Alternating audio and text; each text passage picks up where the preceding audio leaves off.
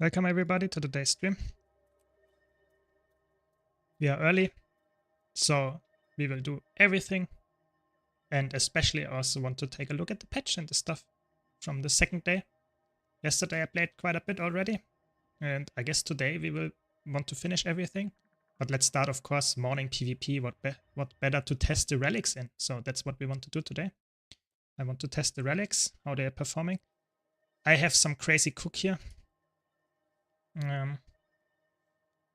I have some really gnarly Mirage build that is fully Condi focused, but also is really wanting to interrupt enemies. And what better new rune to use than Relic of Searching? No, Relic Order. So this gives you Shocking Aura when you use an elite skill. And I thought, okay, this might be very interesting because 30 seconds ICD seems okay, but with Jaunt you actually can proc that consistently. This is really cool, I would say. Maybe the Shocking Aura will then give you a lot of interrupts and maybe work. I think this is a big cook. I'm not sure if it's really working, but I guess we can try, you know, we can try. Yeah, but as always, if you have any questions, if you have any feedback, let me know. Yesterday the new ranked season started, and yeah, I don't expect any good matches there.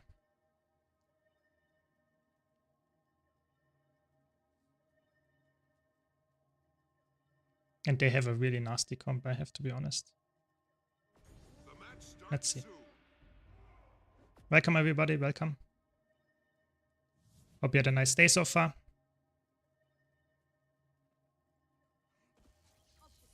So please don't try this at home. This is a really big cook. I'm not sure if this is gonna work. This is a really squishy build, not really a lot of sustain and not a lot of defenses either. It's just full damage, full confusion, full Condi spike.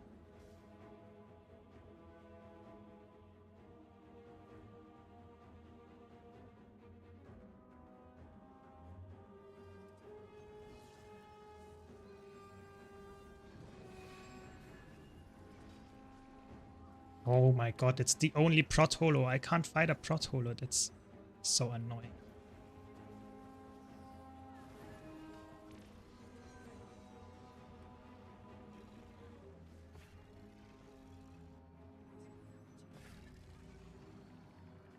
You've lost the quarry.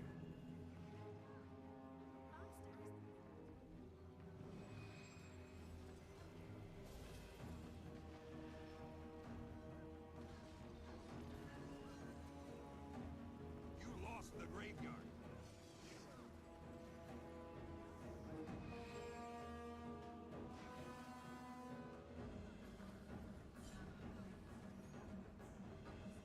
Yeah, doesn't look like we win this match, but I try my best.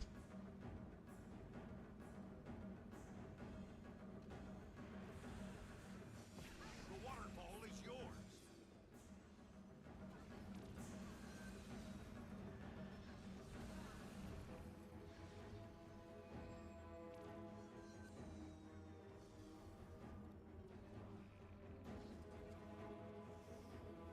Okay, 3 people mid. I don't know. Rather run far, I guess.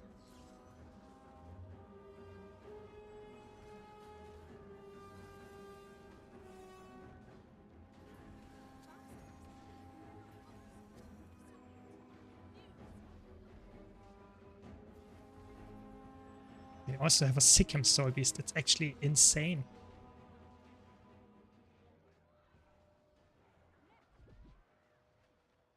Oh my god, I didn't rally. What the Okay, this is already cursed, I have to be honest. I try my best here, but you can see this is not working. They have decent players, and I don't do anything with this build, sadly. It's so sad. The build would be so fun. Welcome, welcome, EcoFox. This would be so fun, but I think it's just the meta is too fast paced to actually make this work. You need a bunker meta or something tanky to work. You lost the waterfall.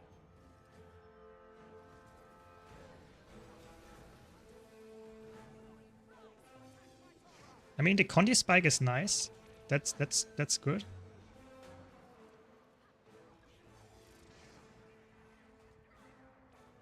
But the instant dodge is really annoying, I have to be honest.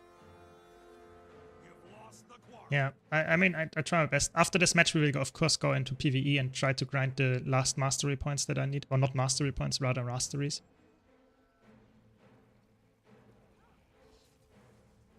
Yeah, I hope you had a nice day. So how do you like the patch? Did you play it already? Or do you not even have the expansion? How is it actually looking? So what is the consensus here on the new expanded map and stuff? Is there... Do you like it? Do you think it's too small? How do you think the story is and that kind of stuff? Because I tested some stuff, I tried out the relics, but I think the patch is actually quite decent, but small.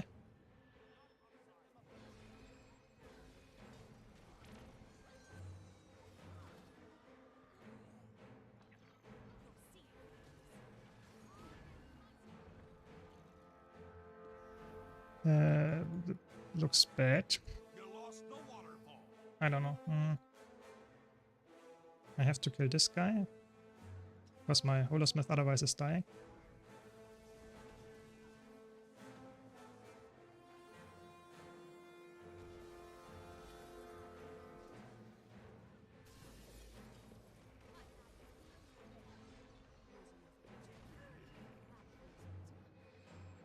That's a lot of damage. I actually killed him in one shot. What? Okay, I can't rest it. Deny the rest here.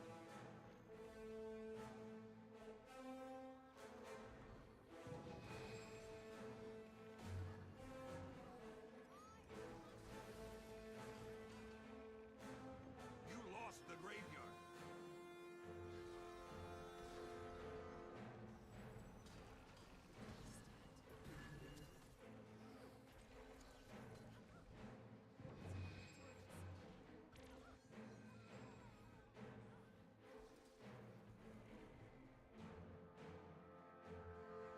You've lost the quarry. Yeah, this is scuffed. I only did the first story mission, but can't continue because I need to level the mastery. The meta seems really boring, very slow escort and protecting circles for eternity. Probably won't ever get to this on this map after story. Yeah, I think it's I don't like it when they do that, when they lock the progress in the story mission behind something that you have to do on the map. It's just artificially increasing the amount of time you need to actually progress to the story. I think this is, in my opinion, not very nice. You know, you have, I don't know how long the story will take. I will do it after this.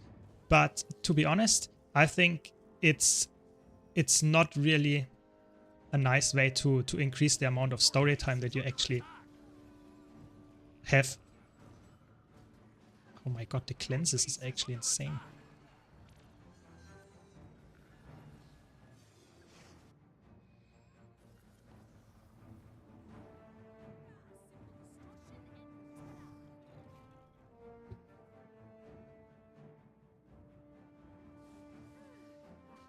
Yeah, so I think I don't like that. And I think the new map is I was surprised how small it is, I have to be honest. I was so surprised that it is so small and not really giving you a lot of new stuff. I don't know. I think it's just some events and that's about it, you know?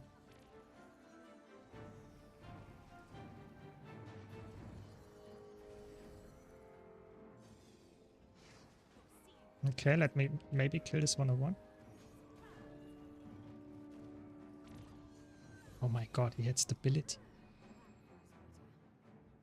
He always has stability, that's annoying, I can't find this.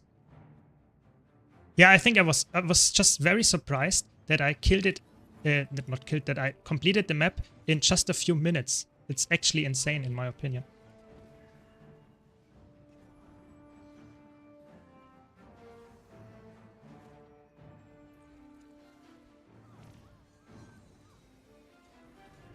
Nice, 101 kill.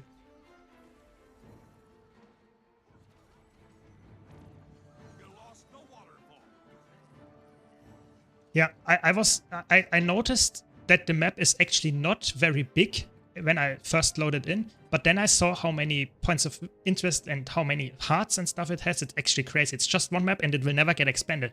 I think I will only go back to this map in the future when we need to complete this or do stuff on the map, when we have to go for the legendary backpack. I'm actually really surprised because of that. Yeah, the only thing that is actually in the map or is required to do on the map is the legendary backpack. That's the only thing that really keeps you in the map. I think the map is decent looking. Yeah, I don't get me wrong. I like the design of the map. I think it's good, and it looks like Arborstone reused with a little bit of Bloodstone stuff, and yeah, just stuff around that is fitting Chancia Wilds expansion. I think that's fine, but in my opinion, it's very small. You see, I have it completed and I did that in, I don't know, 20 minutes, half an hour. It's crazy. It's not a lot. Yeah. I will now finish the masteries and then I will do the story and finish the story. Yeah. And yeah, it's a little bit like Bloodstone Fen, it's true. I like that we have those 3 lanes, you know, wait, where is it?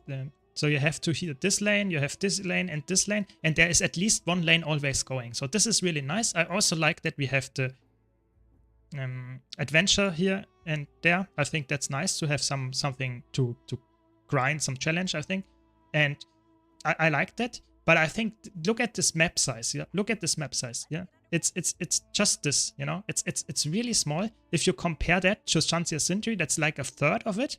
And you get one more like this in the next patch, and that's about it. So you get 2.5 maps in total with one expansion. And the raid or convergence, it looks really small. I don't know. I have to be honest.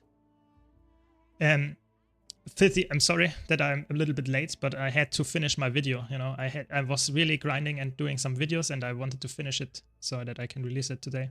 Yeah, so this map is quite small. I hope the next map will probably be something here or something here, and it will not be that bigger. I have to be honest. I don't see it. Yeah, the adventure, I actually was almost getting gold on this one. I did not finish it yet, but I'm almost there. So I will maybe do it later. But I'm not really interested in grinding the adventures too much, because I think this, to some extent, sometimes it's just optimizing and it's a little bit boring. But I like adventures in general if they add it, even though I don't do them too often. I think it's good. And I just want to farm the Mastery XP right now. So I want to get as many events as I can get. I have a lot of boosts and I hope I can finish it today.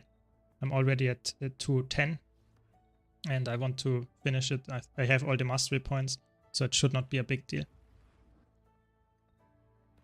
And after that, I can finally finish the story. I don't know how long the story will take, but probably not that long, because I expect the map is small and the story is also not that crazy large amount of content, probably. Let's see.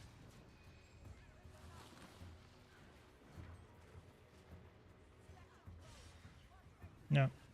What helped with the adventure is that you don't ever have to unmount and you can throw the stone. Yeah, it's true, you don't have to unmount. And the really funny thing is, I did it on Mesmer. You can also use portals and stuff. So if you want to really go try hard, you can also use portals there and stuff. So I don't know if that's really that much necessary, because you actually, the skill on this Bloodstone adventure, the one here, is actually also, you can use the skill 5000 range. So you can throw from quite a far range if you can actually target the NPC.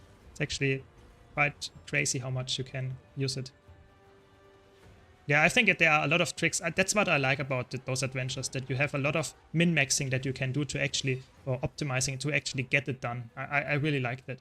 But I am personally more like, I like the gameplay, you know. I'm not too much interested if they release more content that is actually drawing me away from combat. You know, I play the game for the combat, so I really want to get playing with the combat and not really do all the stuff that is just using mounts and pressing F. I'm not the biggest fan of that.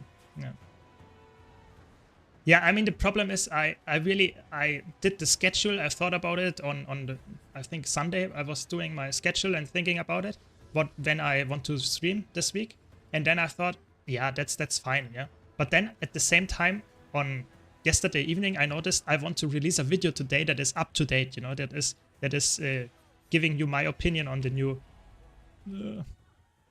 on the new patch and, for example, the new relics and that kind of stuff. And of course, you have to at some point record it and edit it, and so I had to do this morning. And yeah, that's why I wanted to get that done before I stream, so I can release it later. Yeah. Now have a relaxing, cozy expansion stream. Yeah, that's the idea.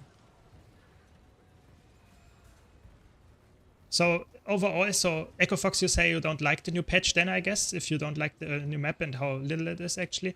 Are there any other opinions in here? Would you say the patch is decent or is okay? Or do you all think the patch is too small and too little content? Because I really want to put that in my videos as well, to how people feel about it, you know? Not only about my take on it, but also how other people experience this. Because I'm always, you know, I'm a grinder. I get the mastery on the first day or second day. And I don't have a lot of, you know, content left after that. But that might be an exception. Maybe people go it slower. Maybe people enjoy that kind of stuff. I don't know. Just want to get your opinion here as well. I think the 15 new master, or I think is it 15? Yeah, I think it's 15, yeah. The 15 new mastery levels, in my opinion, is actually okay. I don't care about 15 new mastery levels, but the problem I have with the masteries is that it's not really anything new, you know? There is nothing that actually increases the amount of combat or it makes it really interesting. It's just you get more loot and you can interact with those mirrors, you know? And then there's the homestead. But it's not really giving you anything interesting and anything new. Thanks for the Prime. Ha podcast. Really appreciate it. Thanks a lot. So I don't like that, you know. I personally think it feels very just add something so that we get something new that we can farm, but it's not really increasing my amount of playtime or interest in the map. It's just something generic, you know. I don't like that. Welcome, Boring. Welcome. Have you tried the Wing 8 CM yet? No, I haven't, but I actually watched all the different content creators doing it, so I think I actually am really interested in doing it. I don't have a group right now, so maybe I will do it in the future, but they look quite challenging. I think they are really challenging bosses, yeah. Welcome, Saul. Welcome. So I actually liked it. I think that's a good design that they made the challenge modes quite challenging. So let's see if the legendary challenge mode will be even more challenging than Zeros CM, for example. Maybe, we will see. Okay, so I need more experience. Where is something that I can grind? Nothing exciting was implemented with the patch, and the next one is in 3 months. Yeah, I think that's the crazy part, you know? You have to think about this. We get this amount of content in 3 months. That's it. And the crazy part here is, if you like raiding, yes, you get the challenge modes, and that's okay. But if you don't like raiding, you get the new map, which is done in half an hour. You know, you can complete the map in half an hour. And then you just do some kind of events here to farm the masteries. And so I would say the patch with the story in total gives you around maybe 5 hours of content if you are very slow and not really grinding too hard. That's for 3 months. That's not a lot. And the longevity of this patch will come with the legendary backpack, because you have to go back and get that stuff here probably. But to be honest, I'm not a big fan of that. I think the amount of longevity or how much content we get is actually so little. I think this is probably one of the worst content patches they ever have done, you know. Yeah, you get 4 new homesteads, okay, nodes maybe, that's okay, but still, I think this is not really increasing the amount of playtime I get on the map personally. I think yes, if you want to go for homesteads, yes, but I don't know. I think it feels like they are really in maintenance mode. They just put out as much content as they have to, really the minimum amount of content they have to put out to keep people at least interested in the game. Yeah, I think if you look at, for example, just look at the Living World Season 3. Yeah, those patches were done after Heart of Thorns. Let's say when the raid released, and you get Bloodstone Fen, Ember Bay, Bitterfrost Frontier, Lake Doric, Draconismon, Siren's Landing within a year.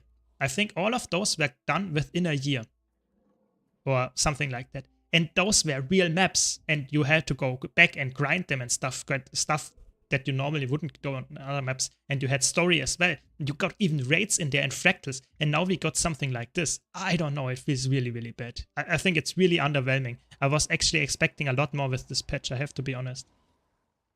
I don't know. Feels just very... Yeah, underwhelming is a good word, yeah. I don't know. Maybe the last one will be bigger, but I have to be honest, I don't see too much increase in content. The last one will just give you the legendary backpack. That's the biggest thing here. I have to be honest, yeah. Yeah, I think the next patch will give you the legendary backpack and the convergences CM, and the legendary challenge mode will come out in between. So in 2 weeks will it happen.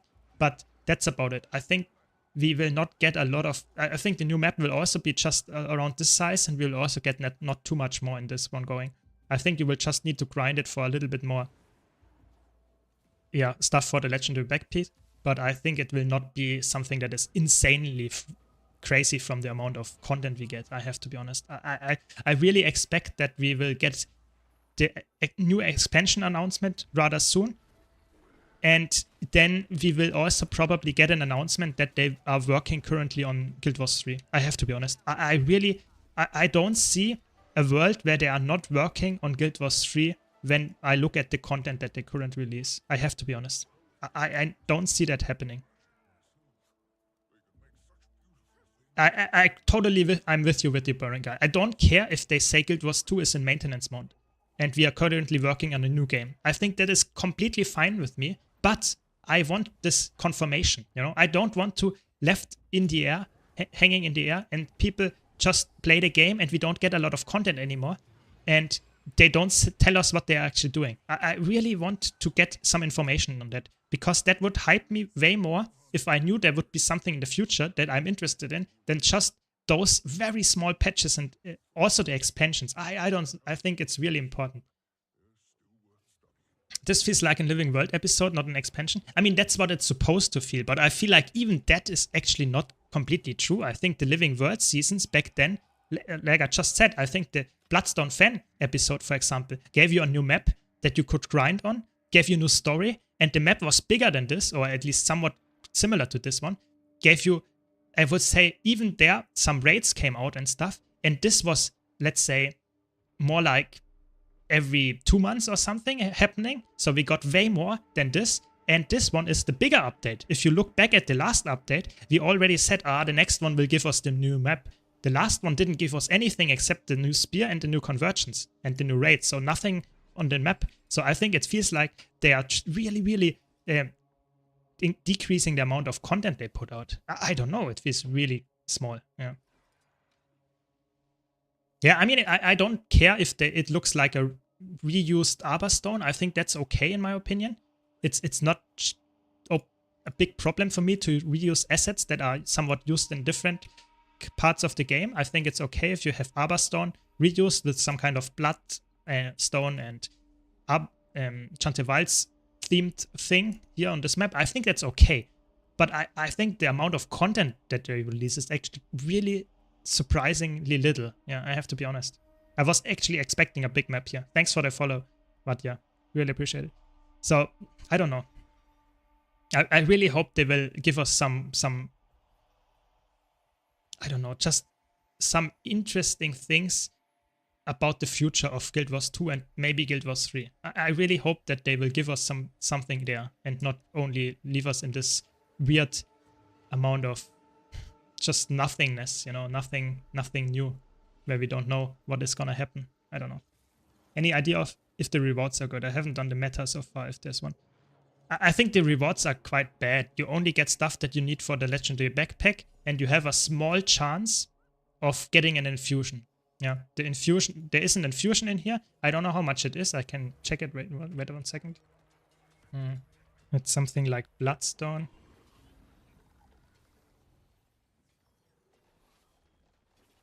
I don't even know if it's already on the TP. Let's check. Yeah, this one. Okay, so it's if you drop this infusion, you get 10k gold. You can also get it from the challenge modes in Mount Bellier, but that's about it. So this can drop. That is very okay. You can farm this map to actually get this. But I have to be honest, just an infusion doesn't keep me going back to this meta event for the most part. I don't see that happening, or that I play this just to get the infusion, because if all the other rewards are not that good, why would I do it? You know, it's just I don't know. Yeah, there are almost, I would say, if you just want, there is a new armor set, there is a new weapon set that you can get in the map, there is a new weapon set, I think, also in the Wizard's World, yeah. And you get an infusion here as well that you can get. That's okay, I like that one. But to be honest, for me, it's not really, it doesn't feel like there is so much new stuff that I can go for, I have to be honest. Yeah, exactly, you can grind Dragonstorm, but the thing is here, in Dragonstorm you have the chance to get an infusion. But even if you don't get the infusion, you get around 8 gold per Dragonstorm. So that means I do it almost daily, because it's quite fast and you get 8 gold out of it. So that's quite nice, and you have a chance of getting infusion. But if you do this map here, I'm not sure if you really get a lot of stuff, you know, if you get gold, if you don't get the infusions. I'm not sure how much you get. I think it's way too low to actually get this really consistently going and really farm that for a long time. I don't know. Yeah, if you don't get lucky, you can't do anything. That's true. So what do I have to do here? Red, blue, red, blue, red.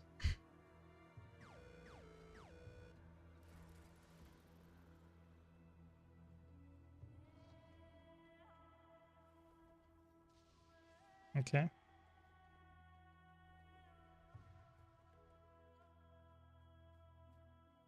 Interesting. That's an achievement. It does give mastery points.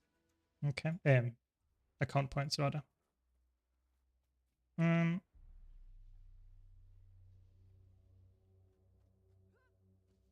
Yeah, I agree. It's not something that everyone likes, Dragonstorm, but at least it's rewarding. You know, I'm not sure if it's really, if I get a lot of stuff like that, I would not do all of it. I agree. But if I get new content that is not even rewarding, I'm not sure if I do it all the time. You know, it's just, I don't see that happening, that I play content forever that is not even rewarding.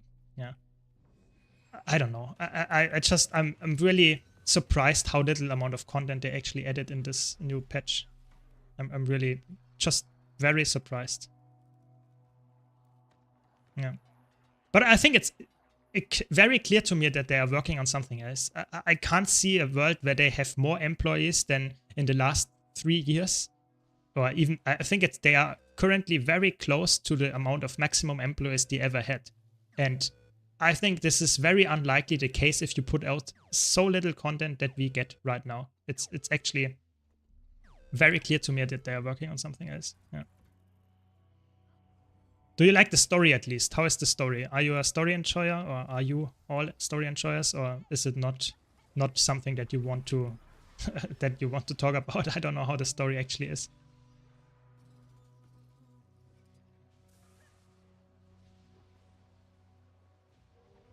Because for me, I'm not a big story guy, so I can't tell you if the story is good. But personally, so far, I'm not really surprised on how big it is, how small it is. It's just... Well, I'm at where you are currently at the story, so... Okay, so you don't know about it. So we have a question from YouTube here. Can you recommend me a Ranger World versus World Zerg build that does not support Druid? Sadly, no. In Ranger in Zerg is only Druid. It's the only thing that works. You can play some Soul Beast stuff, but it's not really good. It's sadly, in Ranger in World vs. World, you can play it very well in roaming, but in Zerg play, it's just underwhelming. It's not designed for that. You will lose all your pets all the time because they die too fast. So it's not really... You can play some Soul Beast, and you can also play some Untamed, but it's rather, if you want to play Zerg, play Druid or play another class. It's not that good. I have to be honest here. I don't want to recommend any build to you because they are not as good as you have any other build. So that's the short answer here. By the way, if you're on YouTube, On Twitch, you currently get drops. So if you just watch my stream, you get Twitch drops. And this time you actually get a backslot expansion for free just by watching the content. So if you want to get more out of your time watching my content, be sure to go to Twitch as well, because a free backslot expansion is actually really nice. It's one of the better Twitch block rewards that we get, for sure. Welcome, Roaming Spirits. Welcome. Nice to see you again, too. Where have you been? So, yeah, that's my conclusion. I would say Untamed, you can play it somewhat decently. You can play Soul Beast somewhat okay, but there is no specific build that I would recommend, yeah. No, sadly, Untamed and Soul Beast are just... All Ranger specs in World vs. World in Cirque play are just not that good. That's the sad truth.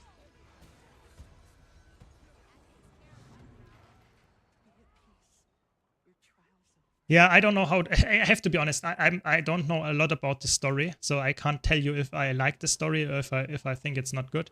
I can't tell you that, but I think the story overall feels very slow and not really a lot of stuff is happening. I don't know.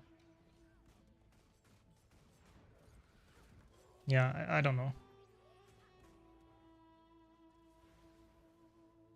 I mean, did they really nerf Bladezone in World vs. World? I actually doubt it. Maybe passively because you can't get Alacrity anymore. That's just a general thing that they actually did. Okay, so what do we have to get some stuff going? Okay, so they removed all Alacrity from all classes. You can't get Alacrity anymore and share it to other people. That's just everything worth. Everything completely gone. And the only thing that you can give yourself Alacrity, and that's it. The only thing that actually gives Alacrity now to other people is Harbinger Elite. That's it. All other Alacrity shares are gone. And because that makes World vs. World less tanky in their opinion. And the Stormsinger Relic nerf, I think that's just a nerf for all the classes that are actually really abusing it, like Ranger, like Willbender, like Mirage. Those are really, really crazy how much just overall crazy damage they get with just using leap finishes or leaps. So that's the idea here. So Bladezone just got caught in the crossfire, I would say. Everything got nerfed. Everything can't apply Alacrity anymore. No exception. Yeah. Yeah, I think the reason is, yes, Echo Fox, you're correct. Of course, the shield and the reflects, those give defensive, but if you give Alacrity as well, the defensive come off cooldown way more frequently. So that's what the argument here is. I agree that the perma-stealthing of Thief and there are way too many reflex and stuff going, yes, but it was a correct decision in my opinion to remove Alacrity, because Alacrity is a boon that just inherently makes defensive stuff come up more often, and therefore you get it just more defensively in the end, yeah. What would you recommend for Warrior Open World? I think Condi Berserker is actually very good. It's very good. I think that's the best open world build you can play. If you don't like it because you are not a Warrior fan, or you don't really see why it's that strong, that's okay, but I think it's the best build. So there is no better solo open world build than the Berserker that I posted on YouTube a while ago. It's just by far the best option.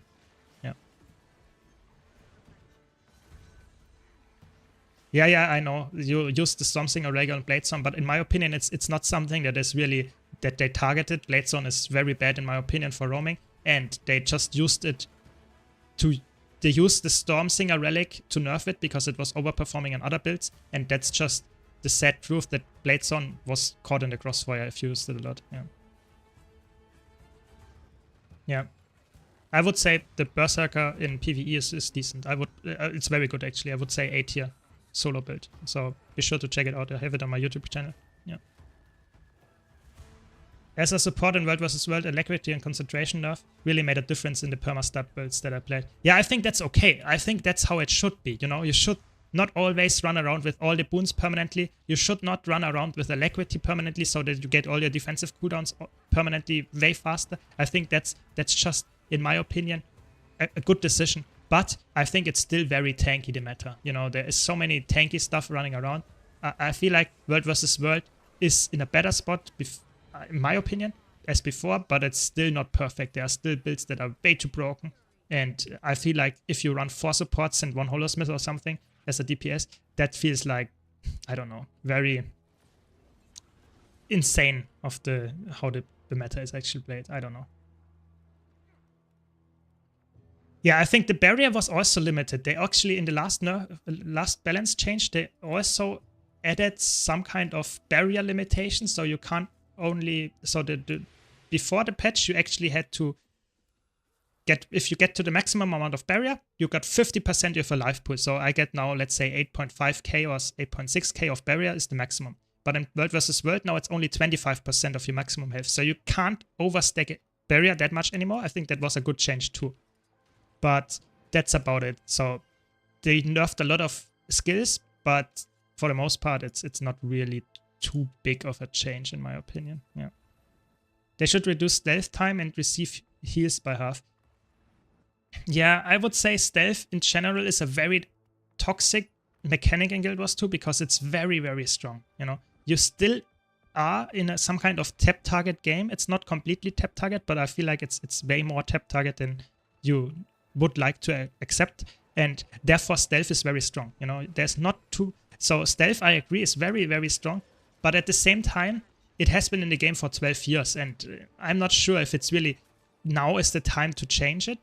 Maybe, I don't know. I just want to say stealth has always been very, very strong in my opinion. And they never changed stuff about it. Yeah. I don't know.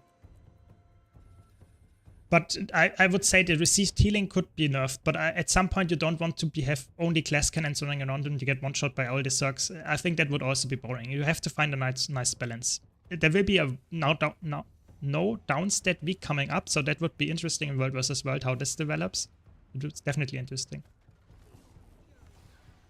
Yeah, I think a lot of the sad part is they also nerf boon rips, so I feel like that's feeling like okay, so you play less defensive because the defensive stuff is nerfed, but also the aggressive stuff is also nerfed, so that feels a little bit like okay, we have some kind of nothing changed. I don't know. Let's see. Is there a new meta with this content? Not really. It's like you do some events change that are, so to say, you have one event chain that goes here, one event chain that goes here, and one goes here, and it's just you complete the events and you get some rewards from that, but it's not really in meta event that you have to get, and you get something like that, you know, you get this one, Wraith Pass Survey Key, chest result, whatever, and then you have the chance of getting this infusion that you can sell now currently for 10k gold, but I think no one got it yet, so yeah, you have a chance there, but it's not a real meta event in the sense where you have to do it every day and you get something there. I would say it's a little bit like a meta, but it's more like some events that are just put together and you can get them and you get some reward at the end of 3 events. But it's quite fast. It's always ongoing. It's not on the timer. There's at least one of those lanes currently going. I don't know. Yeah. What's your opinion on the Demolisher stats for roaming builds? I think it's good. I like Demolisher. It's quite hard to actually get. You only get it from stat selectable pieces. You can't actually get it anywhere else, which is really weird. But Demolisher, in my opinion, is very good on builds, for example, like Harbinger, Power Harbinger, where you have a lot of healing and you want to get more value from your healing. So Demolisher is really good there. So I would say it's, especially when you mix it with Marauder, you can actually get some really nice effective HP pool without really sacrificing a lot of damage. So I would say it's good. I like Demolishers. Yeah, of course, I don't see stealth getting nerfed. I sadly don't see it, I have to be honest. Yeah. What I like about the new map, or rather the new patch, is that the meta were full at 3 MA. Yeah, I mean, you have to be honest, that's because it's new, you know? Maybe in 2 months it looks different, because no one actually cares that much anymore, and we will have less people there. But currently it's new, so a lot of people actually play it. So that's just the sad truth here. But let's see how it's implemented. Maybe we need to farm it 1000 times all the events to get the legendary backpack. I don't know. We never know until it's out. So we will see. But in my opinion, I like that there is a lot of interest in the new map for sure, because last patch we didn't get a new map, and I think a lot of people were really sad about that. So at least we got a new map now, and we can actually grind on the new map. That's true for sure. Yeah. Welcome, Mr. Thanks for the follow, Sloten, by the way. Chansey again has way too many easy mastery points though. Icewood Saga really sticks out like a sore nump regarding painful mastery points. Yeah, they had there was a point in time where they actually made it quite challenging to get all the mastery points you needed to level up your masteries. But then with Soto, they started, or I would say with Chanty Wilds mostly, they started to give you more mastery points. And then it's a little bit easier because people complained, oh, I get my experience and then I have to grind mastery points forever. I think it's, in my opinion, it's okay if you have to grind the mastery points because they're a bit harder to get. Because in the end, you do it once and then you are done with this. It's just one thing, one time on an account. So I think for me that's okay. But I can see both points and I don't care too much. You know, I have already starting before the patch, I had enough mastery points to complete this all masteries, which is actually crazy to me. I think that should not be the case. You should be it should be required for you to actually unlock stuff from the new patch to get the new masteries. But yeah, I don't know. It's just how it is, I guess.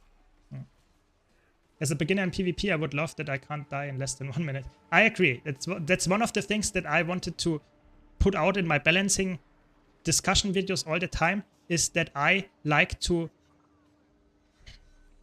yeah, just survive a little bit longer, have the meta a bit less bursty in ranked so that new players can get into it way more easily. That would be my dream, but I'm not sure if ArenaNet really follows up on that, I have to be honest.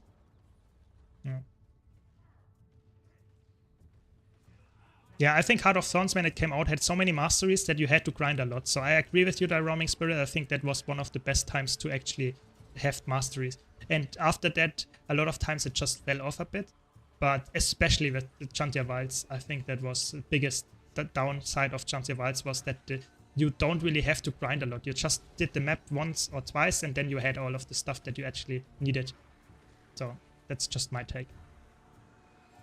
Yeah, Soto, but Soto you had to grind the events, in my opinion. You get a lot of them, but you need to grind the events. So I think Soto, at least before the last patch or the last map was released, I think it was a little bit harder to get there as well, at least in my opinion. I was remembering how much I grinded for the mastery points before the last map was released. I don't know. But maybe that's just my bad memory. Okay, so yeah, almost done with all the achievements. Okay, we are almost done with this one here as well, and then we are done with the first mastery track.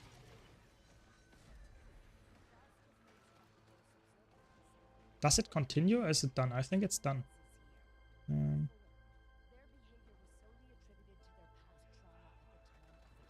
I think Heart of Thorns has way too many mastery points, but at least you have a lot of masteries to go for. That's what I mean. I think there's a lot of grind involved in Heart of Thorns because you have so many different masteries at release. I like that. That's not the case anymore with the new expansions. I think as far as I know, we don't know about the Legendary Backpack yet, how it looks. But maybe I'm wrong there. Maybe someone has a link to it, but I don't know about it. Yeah.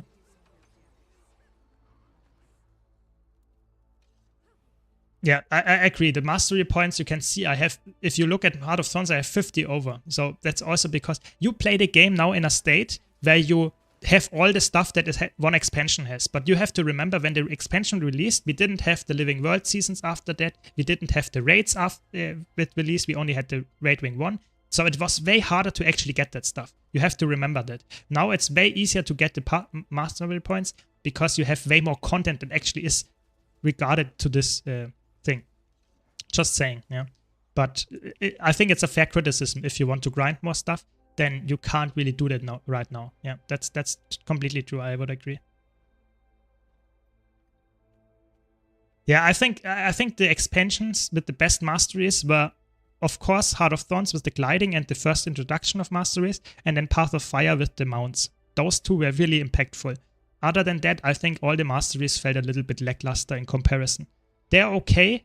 Chatbot thing is okay, but it's not really changing the gameplay too much. Those two mounts and gliding, in my opinion, changed a lot how we actually played the game. So, yeah.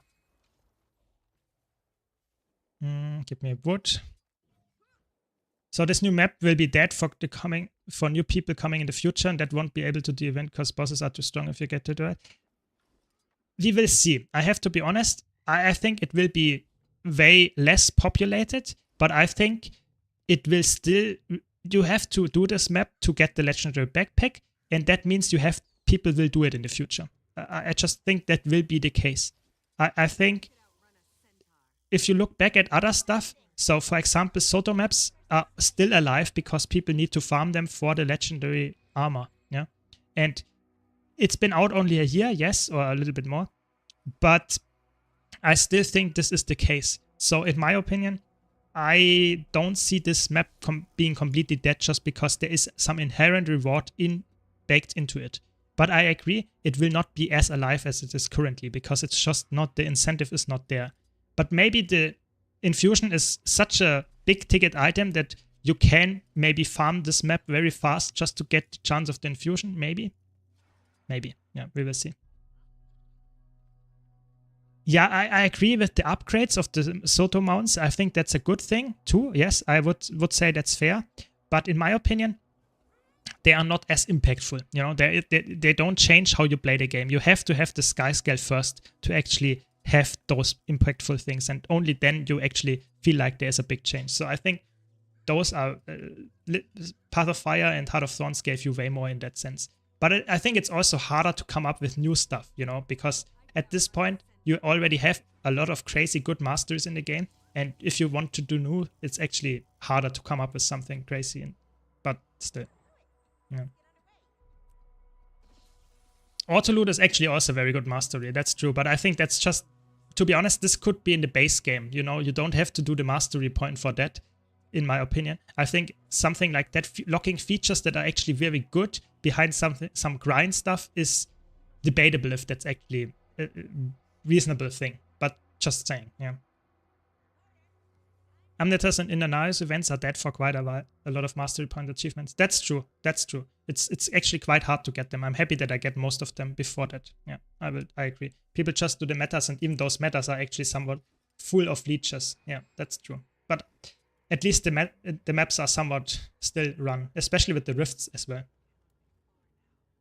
Yeah, I think that would be cool if you can really farm this map and make it a little bit more speedrunny, so you can do it really fast and you get a lot of rewards from it. But I feel like if you don't get the infusion right now, it feels like it's actually not really happening anything. Yeah, I agree, Max, that the new map is nice. I like that, but to be honest, it's not really. You will not play it forever. I think it's just a little bit, and then I don't know. That's about it. Inanarius meta is crazy regarding leeches. At least half the people there lie dead on the floor on Epoch. Yeah, I mean that's just because people are really bad at Epoch. That's the sad truth. Even though Epoch was way harder when it was released, but still, I don't know. I think I don't like leeches. I think especially in open world you have way too many of those. There should be way more restrictions on how hard or how easy it is to leech, so that you get kicked way faster from the map. That would make it a lot better in my opinion. I don't know. Yeah. Amnita's dead. Now, how will I get masteries for Obsidian Armor then? It's not dead, but it's actually the masteries are somewhat annoying to get sometimes. If you want to go there, typically you have to look for other people and write in the map chat and stuff. It's not like you will find them inherently all the time very easily. Yeah, that's just how it works nowadays. But you can do them. It's doable for sure. Just like Lonely Tower, Epoch has 50 trillion HP, so people actually need to learn the mechanics.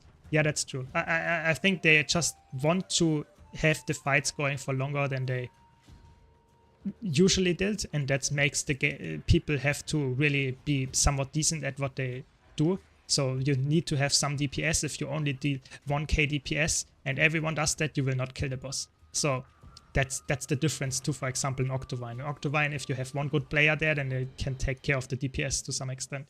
But in Epoch, it's a little bit, you can't carry with as a single player. That's just, yeah, I don't know. Okay, there we go. We have it, and then we go for the last one. This I already have it, 48%. And yeah.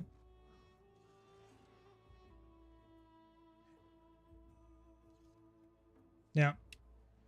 I like the materials as well. I think that's nice. But to be honest, I'm not sure if this farm is really required for the most part to get anything, you know. It's only for the legendary backpack, and that's about it. I'm not sure if you really have to farm anything else on this map. If you don't want the legendary backpack, I don't see you actually going back to this map all the time. I don't know.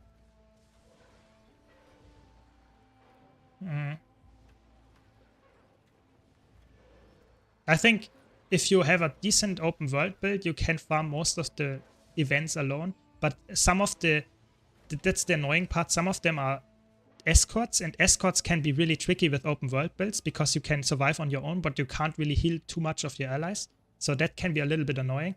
But in my opinion, you can do it. You can do it. Get all the mastery points, in my opinion. Yeah.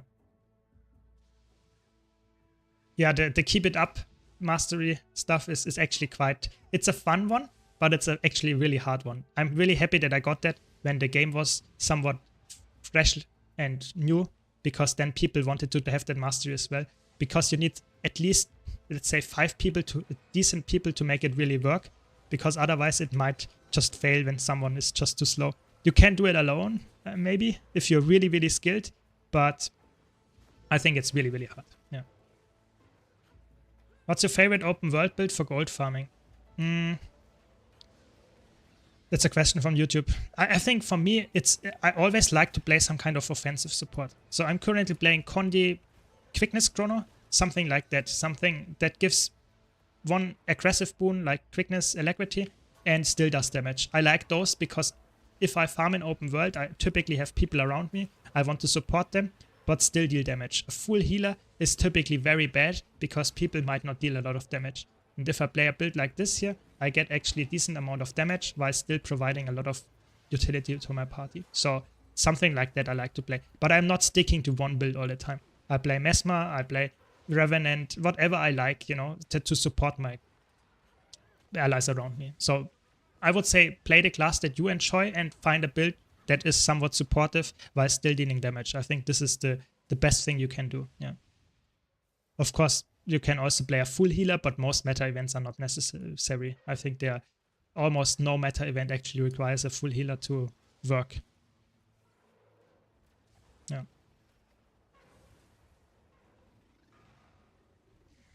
Which boon DPS can bring most utilities to a raid to aid the healer, like some rest potential or emergency cleanse or other stuff? So you could, I would say, let's think about what is. I would say typically. That's actually an interesting question. Rest utility. I mean, I would say. That's actually not that easy to answer. Let me think about it for a second. I would say Elementalist, Quickness Catalyst can swap out some things to get the glyph going. But I would say the only really good build that can do that is Celestial Scourge. So you play some kind of Blood Scourge, which has some resurrection power built into the kit. But you still play Celestial, so you can apply Alacrity while still dealing damage. I think this is the best all-round aggressive support that also has some nice defenses backed into the kit. So overall, I would say Celestial Scourge is probably the best and only build that can do that consistently. Yeah. At least in my opinion. Yeah. I really want to play a super speed profession. You just feel so useful because outside of fights you are actually helping others. Because I like things escort. Yeah, I agree. But the only really super speed thing is actually Scrapper. All the others can't really do a lot of super speed. It's just Scrapper. So if you don't play Scrapper, you can do it somewhat sometimes, but it's not really a lot of times. It's only Scrapper can upkeep it very, very highly. Yeah. Do I smell a tier list? I'm not sure if I want to do a tier list. I did one yesterday. And we will get, of course, you will get a lot of more tier lists on YouTube. But I think today, I'm not sure what tier list I want to do. I mean, there is not so much more to do at this point. But if you have any ideas for tier lists, please let me know. I'm always open for tier lists, you know. I'm after all a tier list enjoyer. Okay, where's the last codon? There is it.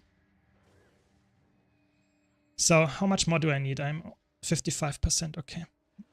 Yeah. Thanks for the follow, Chira. If you have any questions, all of you, please let me know. That would be interesting. A tier list about your previous tier lists. Yeah, just tier lists about tier lists. So some kind of meta tier list. That would be an interesting tier list. I mean, a lot of my tier lists that I released in the last few weeks were updates to old tier lists. So I think with the updates, I actually agree a lot. So the updates, I would say, were actually quite on point, because I was not only considering stuff from before, but also about the balance patch. But I would say, if I wanted to go back to my tier lists and rate them, how much I nailed it and how much I would say I had some errors in there, I would say most of the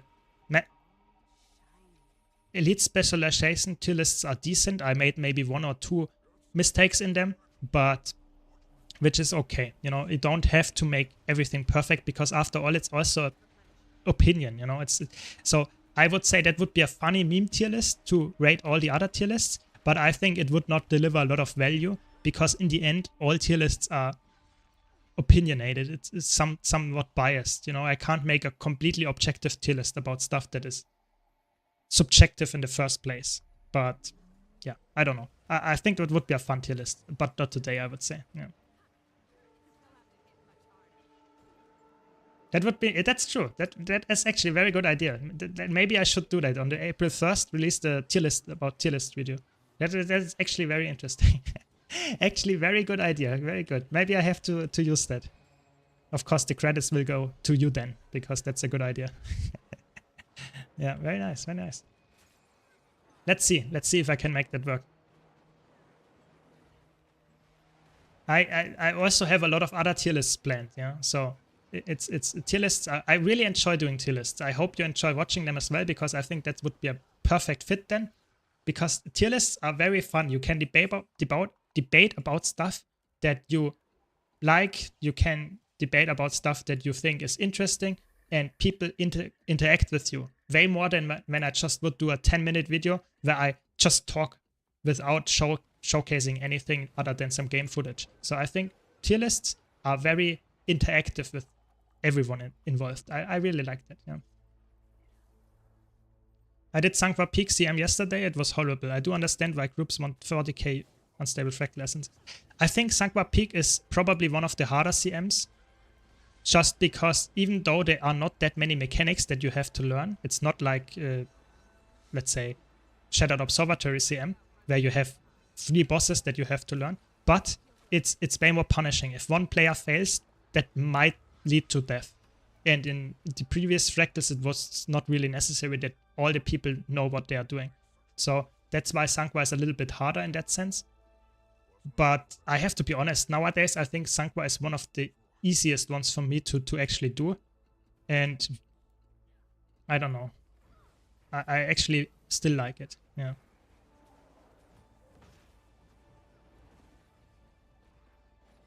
Yeah, I think I personally think both of them are decently easy. It's not like they are completely overwhelming you with mechanics. It's more like there is just a lot of attacks that are a little bit annoying, and that's why people just want to have the safety of someone that already knows how to deal with the mechanics and stuff.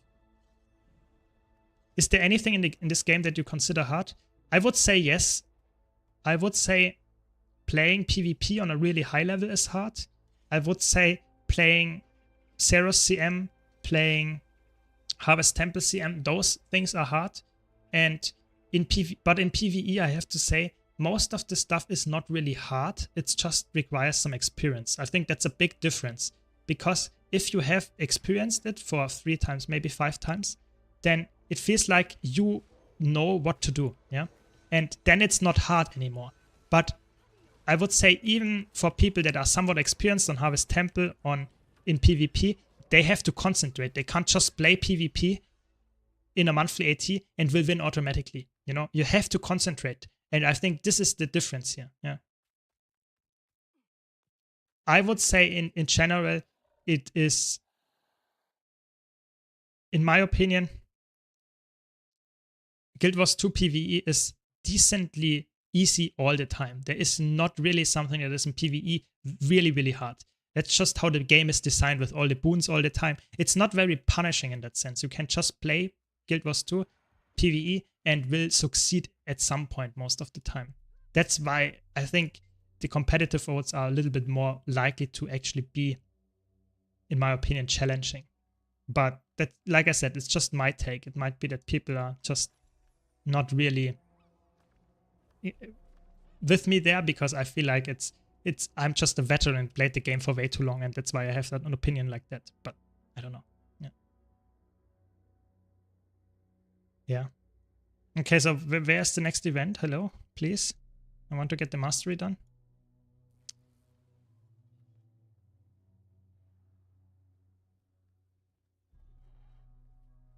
Hello. Okay, there we go. And when it's done, then I can do finally finish the story. 63% almost done. And I already have way too many mastery points. I think I have already enough mastery points almost for the next one, which is actually crazy. For the next event that will, or the next map that will come out. The mechanics in this game are quite easy, and there are indicators for attacks most of the time. The problem is that often in harder fights you have to be able to rely on a team, like having step, etc., and that's not a given. Yeah, I think that's for me the hardest part.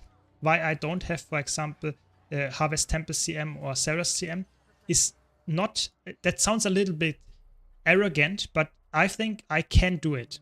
Yeah, I would be able to do those with a good team. But for me, it's hard to find a team, yeah, that would have the same amount of stubbornness, the same amount of ambition to actually get this thing done. And that's, in my opinion, the biggest challenge in Guild Wars 2 PvE, is to find actually players that are good enough to carry their stuff as well. Because in the hard stuff in Guild Wars 2 PvE is mostly relying on your group, and you can't do everything alone. So I'm totally with you there, that even if you're a really good player, you can't do all the content if you don't have good players with you. So that's the part here. Yeah. Question from YouTube: is there a way to open the sealed door on the west side of the new area? The west side. I don't think so, because the west side is actually where you come from, is it not? I don't think so. I don't think so. Yeah, I don't see a way to actually open it. I remember ESO raid mechanics was so damn easy. We had add-ons that gave us a large attack in the middle of seeing dodge block attacks. Yeah, I mean, in Guild Wars 2, that's not really the case. You can make it work with Blish and stuff, but I feel like it's not necessary, because the attacks are also most of the time not that punishing, and you can also learn it. I don't know. Mucklock uploaded his Ceres CM run, and the group that carried him basically said that now to be useless you have to do like 36, 38k DPS on a golem and like 30k plus on the fight to not be useless. Which is, to be honest, not that hard of a challenge. I think that's actually decent. But to be honest, at this point, if you're a content creator and join a group that you don't know anything about, and they just give you their experience and they kill it with you, I feel like, did you deserve the kill then? Or would you rather have some kind of progression to it? So, yeah, but to be honest, I have to be honest, I will be able to do that. I would be able to do that. I think if you put any PvPer in some kind of PvE scenario and give them the correct rotation to deal a lot of damage, they would be able to pull it off. You see, one of the fastest Ceres CM kills, progression kills, was done by an NA group that only consisted of PvPers. They did it so fast because they understand the game way better than casual PvE players, just because they fight other players. So that's my point here. If you are someone in a challenging game mode like World vs. World in PvP and go to PvE, everything seems easy there because you're fighting an NPC. Yeah. So that's why I would say for most people that actually play competitive modes as well and are somewhat decent at it, they are, in my opinion, very likely to actually achieve that result in a very short amount of time if you have people that actually explain to you how the fight works. So this is the only part where I would say it's a little bit challenging, because if you have to learn the fight with 9 other people as well, that is the hard part. But if you are just getting carried by 9 people already knowing how the fight works, and you just have to do it, it's actually very easy. Yeah. For example, one very, very good example is, so you all know probably about dungeons in Guild Wars 2, yeah? I made a video about it and explaining how very lucrative they are, yeah? They are very, very lucrative to actually do dungeons. But no one actually knows that you have to do them really fast, or you have to do them fast. And you can say, okay, typically a dungeon tour would take maybe 3 hours if you don't know what you're doing. But if you have an experienced group, you can do it in 45 minutes. That's something around the world record or something, yeah? I joined those experienced people once, yeah? They just told me what I have to do. I never did it before a speedrunning dungeon group. We did it in 55 minutes or something, 50 minutes or something. So only 5 minutes longer than the world record. Those guys actually did the world record. So they showed me how you can do it fast. So that's how Guild Wars 2 works. If you are a decent player, get into a group that knows what they are doing, you can do almost the perfect run with them. If you are not a decent player, you get still, you are very hard to carry, but you might still get carried. But if you're a decent player, they don't even notice a lot of difference. That's the crazy part. Yeah. With Scourge, I do like 40-50% of damage in Silent Surf in tier 4, but I'm not doing 40k DPS, more like 20. Yeah, that's true. I mean, it's also, Silent Surf is a weird fractal of, you always have to think benchmarking and something in the reality, in a real fractal strike mission rate, whatever, you will normally not achieve that number that you got in the benchmark. So never compare that to you. It's more like you have to know that the build that you are playing has this kind of potential. Yeah. So a build that has a 35k benchmark and a build that has a 45k benchmark, they will also perform similar in comparison to each other on a real fight. They will not get the same numbers, but the build with 45k bench will have higher DPS typically in a normal fight as well. So that's the only thing that you can compare, not the total number. Yeah. Oh, sorry, Nathan, sorry. Exactly. If you just fight other people, like Roaming Spirit puts it, and you see the telegraphing, you just know how the mechanics work, then you go into a PvE fight and learn the mechanics way faster, because it will always be the same. In a PvP world versus world fight, they adjust as well. So it's more like you who thinks more than the other guy about stuff, meant to dodge, who outsmarts the other person. In PvE, that's not gonna happen. There will always be attack. If you know how to deal with it, you can do it 100% of the time. Yeah, that's true. I think that's always, a lot of people on my PvP videos always ask me, oh, what is the rotation for this build?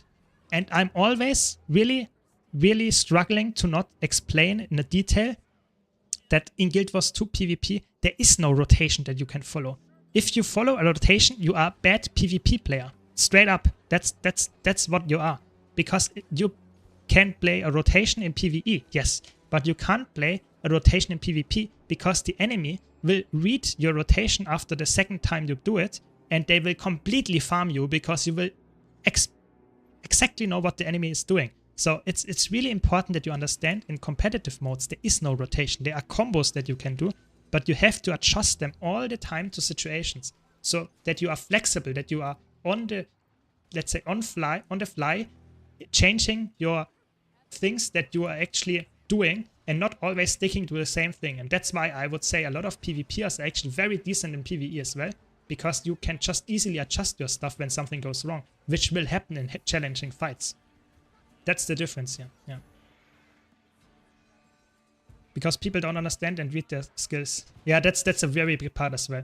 A lot of people say, oh, why are you always reading all the traits? Yeah, I mean, the thing is, if you don't do it, sometimes you have to, sometimes the people that want to explain the build to you have to explain why this trait is good. Because if you just copy the build and don't read the skill description, you actually don't know what you're actually doing, why the build is working. So I think this is really important, but not a lot of people actually understand that argument. It's a sad part. Yeah. Yeah, I agree. I think that's the sad part. I think that's why the new weapons in Guild Wars 2 are actually somewhat harder to understand for new people, because they just think, oh, we do the rotation and that's it. But if you play PvP, you have to know what your rotation or what your combo is, why the skills are working like that. I don't know. Question from YouTube. What should I buy from the gem store as a new player. I got shared slots and a missed pass. That's already very good. I would go for one of those salvage kits that are infinite, so either Copperfed or the Runecrafter. Runecrafter is a bit cheaper, but is, I would say, more expensive to use. And then you have the Silverfed. They all have some kind of advantages. I would definitely go for those. Those are really, really good. And if you plan to use multiple characters, I would also go for character expansions. Those can be really good. But other than that, I would say you are already on the right track. With shared inventory slots are very good, and some kind of passkey like the Mistlock Sanctuary passkey is really, really good. Those are probably the best things that you can get from the gem store. I have a tier list on my YouTube. I can send it to you. Give me a second. And this is also helpful for new players. So let me send it 1 second.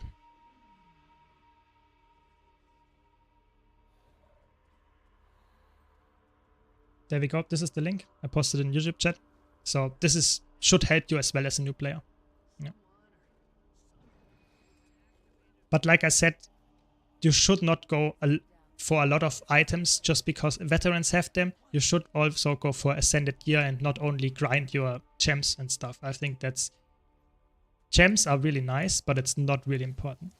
Of course, if you want to go for skins like the swimsuit and stuff, yes, those can be really fun as well, but they are not helping you progress in the game faster. Yeah. If there is a sale, I always recommend Endless Tools and Salvage Kits as the first thing to buy. It depends what you are doing. If you play a lot of instance content and stuff and you don't, or PvP, I would say the Endless Gathering tools are not that good. But if you play a lot of open world, if you play a lot of world versus world, the Endless Gathering tools can be really nice just for the convenience. It takes a while to actually pay off if you bought it with gold, but I agree, the convenience can be really, really high. Yeah, for sure. By the way, I got a contract again in 200 blackline chests, but sadly only the merch, not even worth selling, so I used it. That's actually insane. I don't know if you have a really luck account or I have a really unlucky account, but I really don't know at this point. Congrats for you. I think it's I don't care, or I actually am happy for you, but it's actually insane.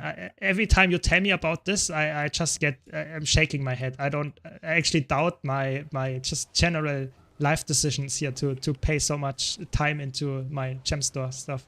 I don't know. Feels insane.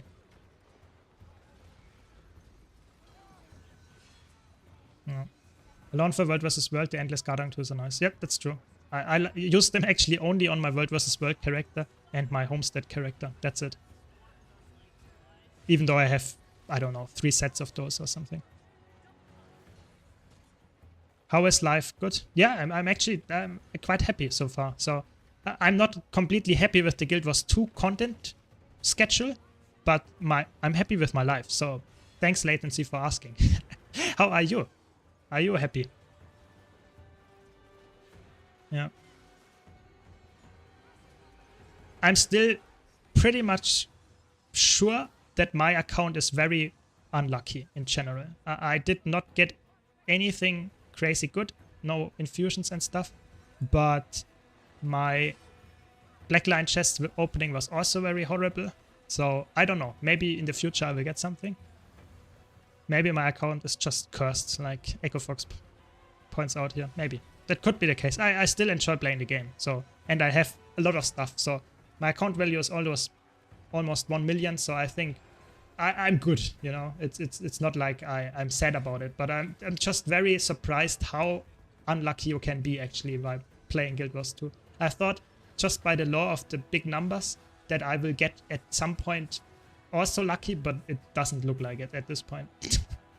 Which is okay, I don't care. I have enough of stuff already on my account, but yeah. Okay. Yeah, I mean, if you're okay, I think that's the best thing that you want. Of course, if you would be perfect, if you would be really happy, Latency, that would be even better, but okay, it's good enough, I would say. As long as it's not bad, that's the good thing. Yeah. Welcome, Snowdrop, welcome.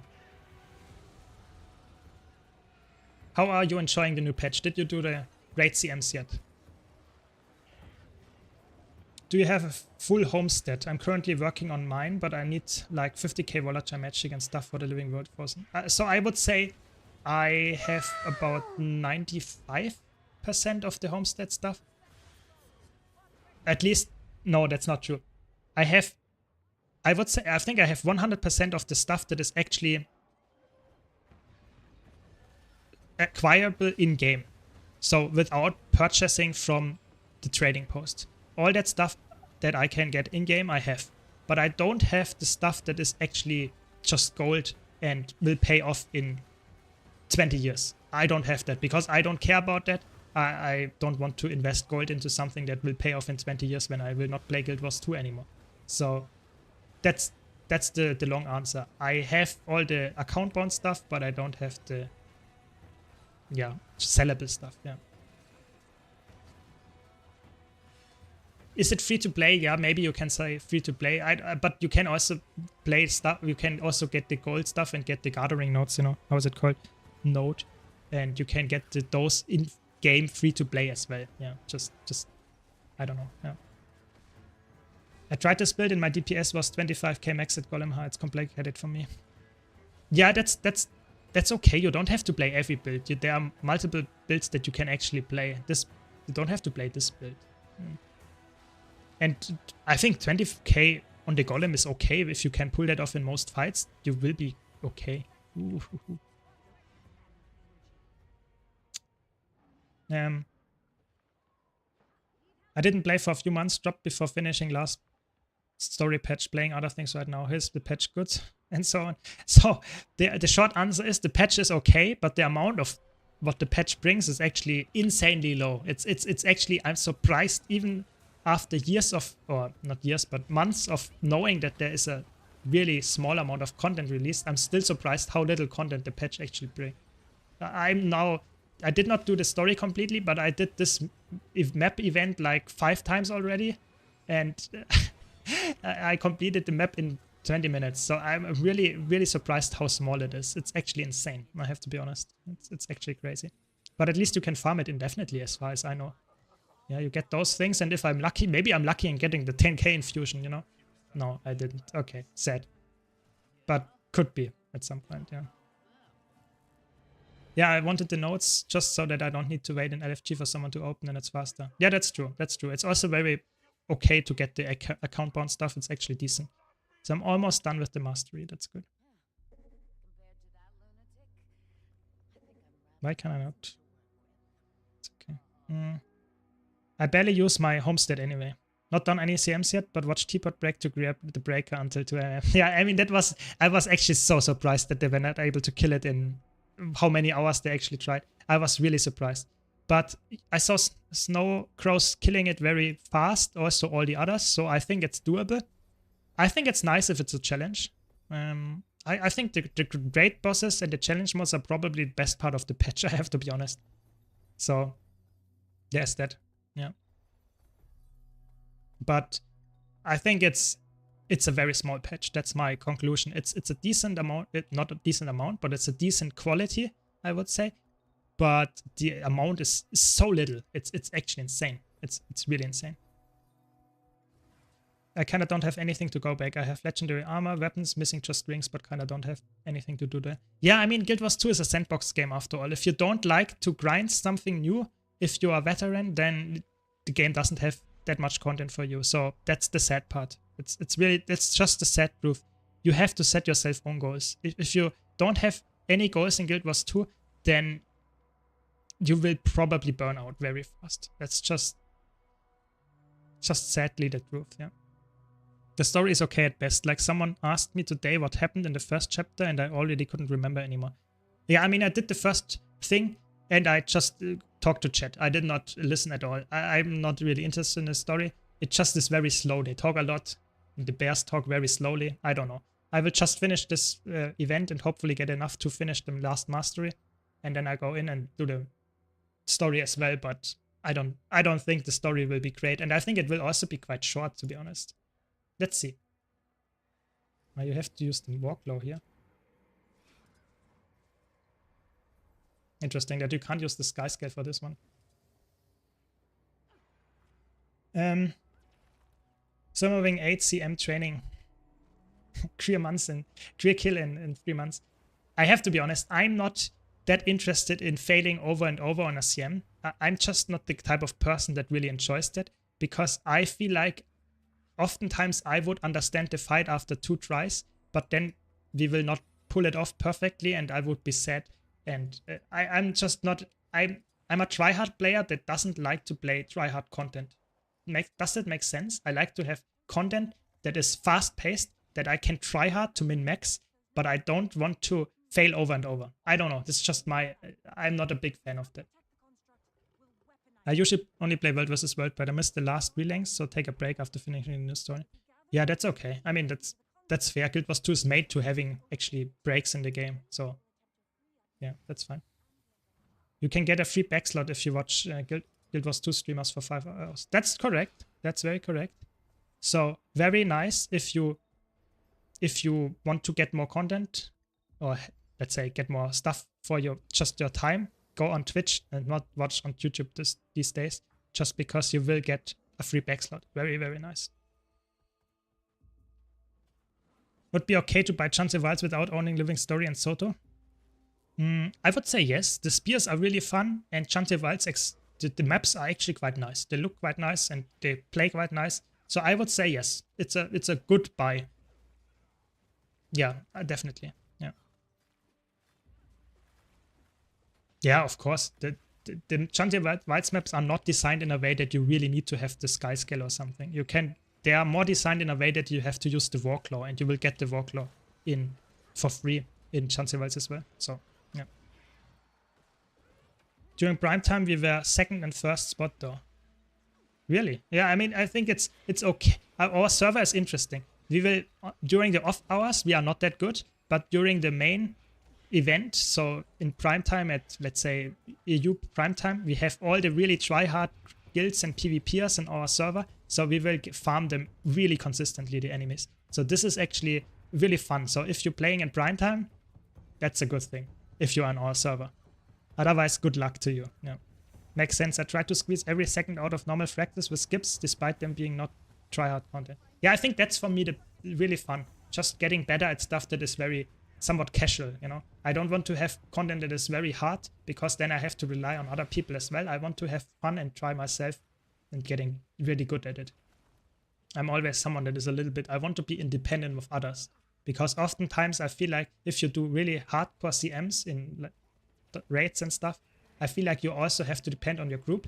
And if you don't have a very good group, good allies, then it feels like you know already enough about the fight to kill it, but someone else doesn't, and it feels bad. I don't like that feeling. So that's my take. Yeah. Yeah, I agree. Hate it. I agree. The stories in Chantier Wilds is always so just dialogue heavy. It's just very dialogue heavy. I don't like that too much. There were quite a lot of bugs actually. People glitched into walls. You could map break in at least 3 spots. It's actually crazy, but that's nothing new, to be honest. They just do that all the time. There are always some kind of groundbreaking bugs in the new meta maps. It's actually crazy, especially in raids and stuff. It's also very crazy. Oftentimes they have some kind of problem that is actually occurring in some kind of old raid. So that's actually also very interesting. If Veil Guardian breaks because we got the new raid, what? How does that happen? But okay, apparently it is. Yeah.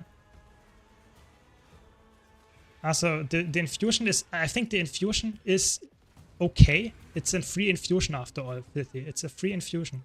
So you get it for free just by playing the game and giving the Wizards Astral Acclaim coin to get those infusions. I think it's also giving you an effect when you strikes an enemy with it. So let's read it. The forest mist appears when the mood strikes it. Okay, sometimes it pops out, sometimes it doesn't. Yeah, I mean, it's not supposed to be really crazy fancy because it's just a free infusion. Everyone would run around with that one. So I guess that's the fine. A lot of the story missions are 95% NPCs chatting and unskippable. Yeah, that's the part that I don't like. If it would be unskippable, or skippable rather, I would be happy. But it's unskippable, so I have to waste my time if I'm not interested in the story. That's just insane. 15 minutes of nothing. That feels horrible. I'm not done yet with the mastery, but I will do the story after that. Hopefully we get some nice discussions while we do the story then, because that feels otherwise really, really bad. Yeah.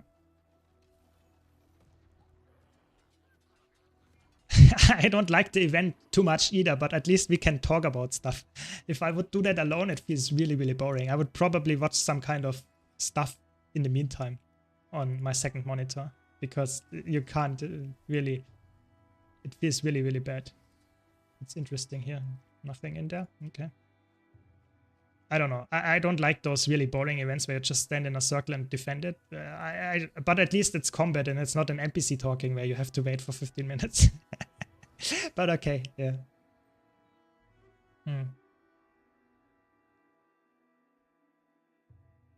Compared to the first one we got, that one is not worth in my opinion. I mean, it depends. For me, it's always worth to get the Wizard's World stuff, because you will get anything that you want here and still have enough to get the bag of coins if you just get it consistently. And don't forget, this infusion, even though if you don't like the skin, it's a power and agony infusion. So typically that's cost at least 50 gold if you buy something like that.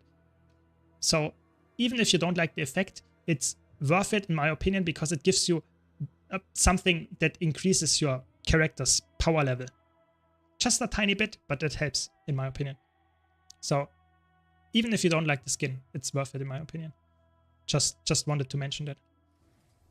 Did the event fail? There was no chest. Normally you fight the golem.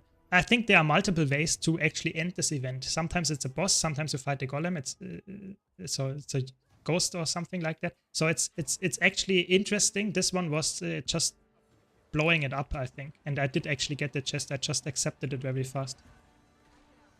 Yeah. The side story already feels better than the main story. Yeah, the side story is actually, I like that they put in side stories nowadays. That is actually, the side story is somewhat very decent. They feel like a really nice side quest. So I actually like the design of those.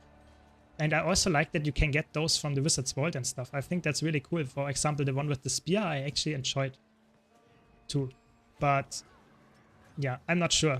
I think they should improve a little bit on how you interact with the NPCs in the story. That you can say, okay, I don't care about the story, I want to skip the story beats. Because standing there for 15 minutes and just listening feels horrible. Feels really, really bad. I know they want to get more time out of you playing the game, but that's not good. Because you will not come back and play the story for a second time, because you, who enjoys this? I don't know. Yeah. Yeah.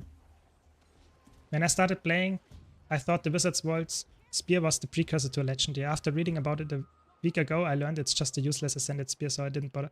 Yes, it's true, it's a useless ascended spear, but again, I think you get an infusion out of it, and it's also something nice to go for. I mean, it's for people that like to have new skins. I think that's a good way to introduce a new skin. Yeah. That's just my take on that, yeah.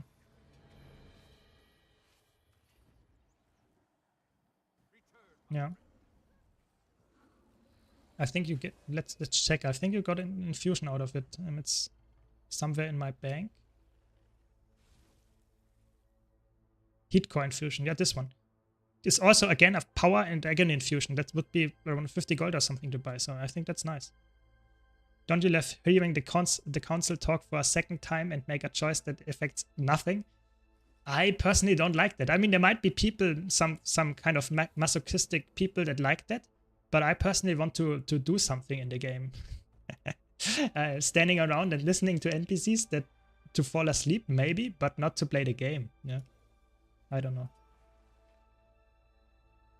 Yeah, it's true. There's a new unique skin as well attached to it with the gloves and stuff, so that's possibly quite nice if you like that skin. Yeah, I think that's a nice interaction.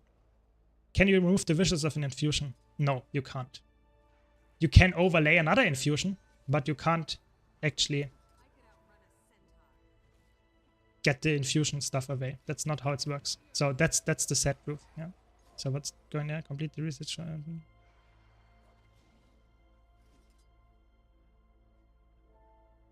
Okay. Okay, nice. We got it. Yeah. Look at this streamer demanding gameplay in his TV show. Yeah, that's really that's so true. It's so true. Guild Wars 2 over the years, especially the story in Guild Wars 2 feels more like you want to watch a TV show, some kind of very slow-paced, story-heavy story in content in some kind of TV series that in the end will has way less content than a typical TV show, and will probably also be worse in the amount of story that you get. So I don't really care too much about Guild Wars 2 story at this point anymore. I just do it for the achievement and the stuff to get it done. But I don't know. I really think they should really improve, or if they don't want to improve their story, they at least should make it in a way that people that don't care about the story can skip the dialogue. Or maybe just read it like in other MMOs if they really want. But that's just their idea of how they want to do story. They always want to have voice acting. They always want to have those really dialogue heavy things. I think that's not what I like, and it's a waste of development time in my opinion. But if people enjoy that, I guess that's what they want to go for. Yeah. Did you get any threats after the Generation 3 video? I think a lot of people actually misunderstood me. Because that's the sad part. I think a lot of people read the title and were offended by it, and then they already wrote their comment. But I guess that's just how people are. They never watch the video. They just look at the thumbnail and the title. I guess that's the sad truth here. How do you overlay another infusion? So you just put on an infusion on this slot, and then you put an infusion on this slot, and then you have two infusions, and sometimes it's overlays and the effect, and you only see one of them. It's not in the same slot. You can't really get it any other way. Yeah. If you had to spend all your gold, what would you buy? That's probably, I would buy more back slots. Yeah, just to get more on top of the leaderboard in Guild Wars 2 efficiency. I think just for that reason, because I don't have anything else, just more back slots and 32 back slots, back expansions. I have a lot of them laying around. I want to get my character fully equipped, all of them, all 70. That would just be my absolutely unnecessary thing that I wanted to do. Yeah.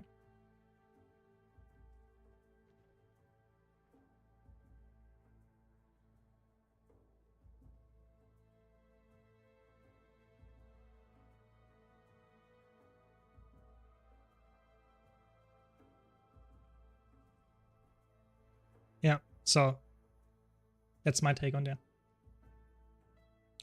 I watched, yeah, you can actually skip the story. That's completely true. Some part of the story you can actually skip. Thanks for the follow.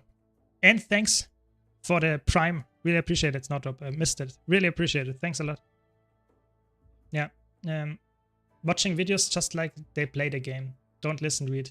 Yeah, it's actually, I think I try to make this discussion videos some kind of podcast style content, but people apparently don't listen to the whole video, and then they make their whole opinion on it.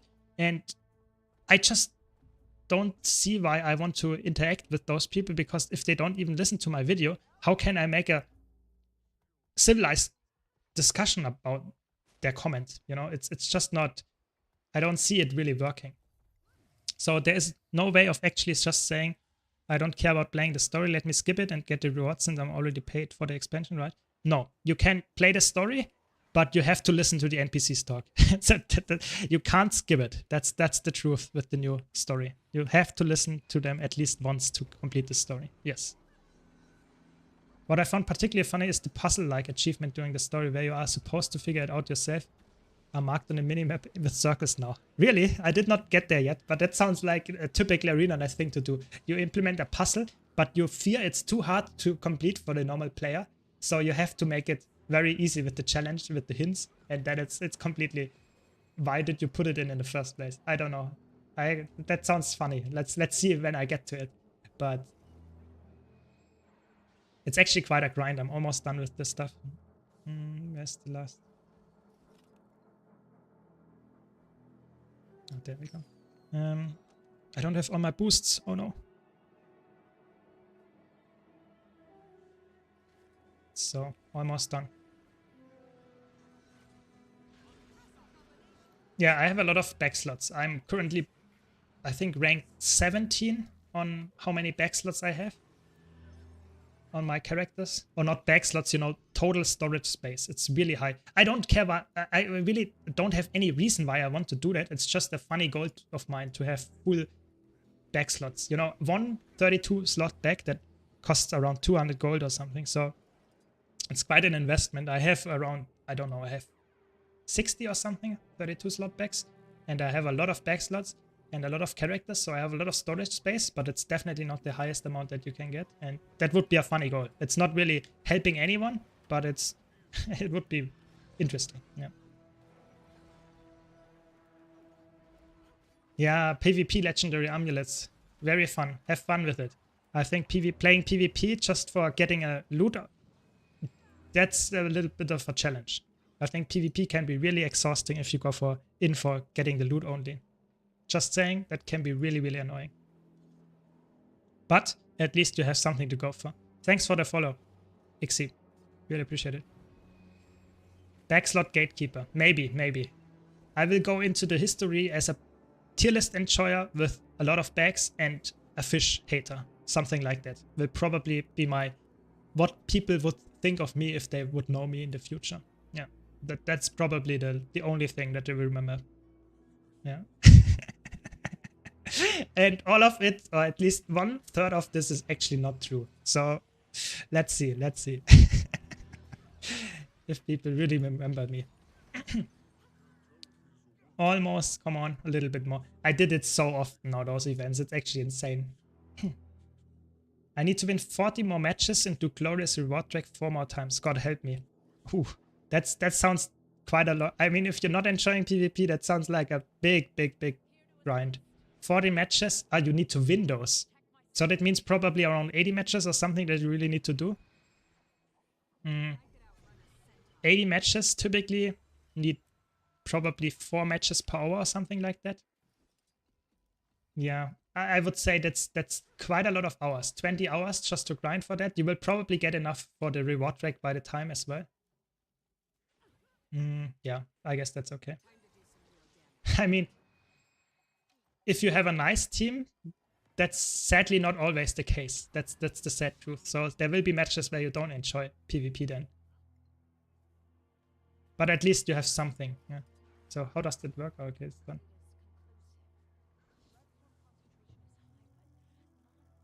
I'm not a particular fan of going into PvP for the rewards, because that will lead to some really bad just overall feeling. The mood of yours will drop at some point, just because you need to do it to get the achievements and stuff and the loot, but you will not enjoy it all the time, and that's a bad part. So I think PvP you should only play if you want to get better at it, if you have fun playing it, and yeah, if you have at least 50% of the matches that are actually fun to play for you, that's good.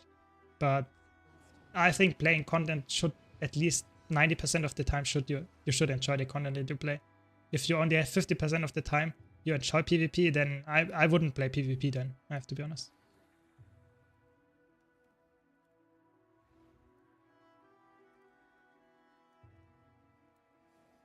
How did the fish hater meme become relevant? So the idea here is, I was actually mentioning that in my legendary weapons tier list, where I rated the legendary weapons regarding their skins. I did that on stream. I think it was a week ago or something.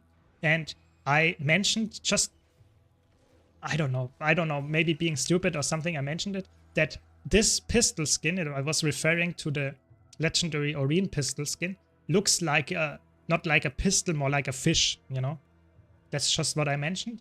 And then in the next sentence, without any context, I said, I don't like this skin, I meant. But it was referring to, I don't like that it looks like a fish, but I don't care that it looks like a fish. I just said it doesn't look like a pistol, that's what I meant. But of course the meme was already born, so there we go. I'm finally maxed. Very good. Only took me a while to grind. Yes. I tried Mace, Staff Spellbreaker, and Obliterate Staff Spear Berserker. Yeah, I mean, if you are... there are a lot of builds that can actually kill you. I don't know. PvP is weird in the current lit spot. There we go, maximum. Maximum mastery level. Let's now do the story, because it's apparently so great that I have to do it.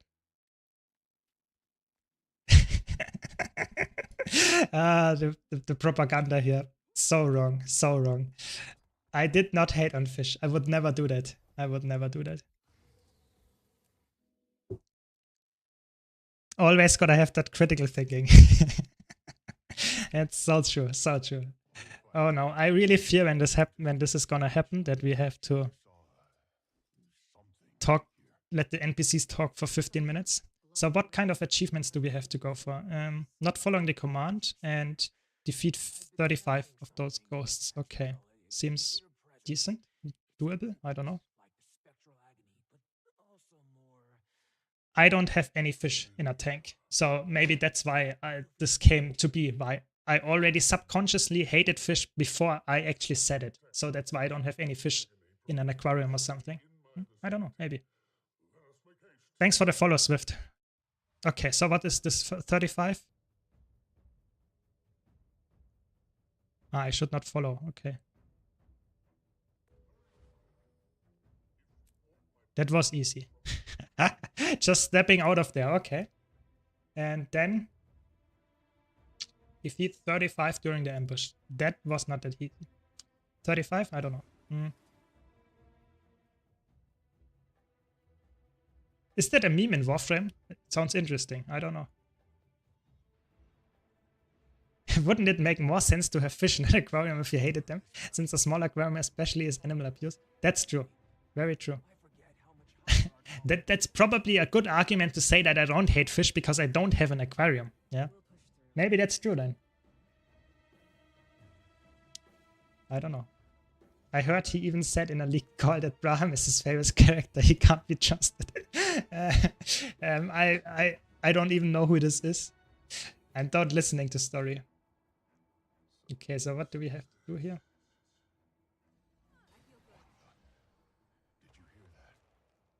Yeah, funny leaks here, funny rumors.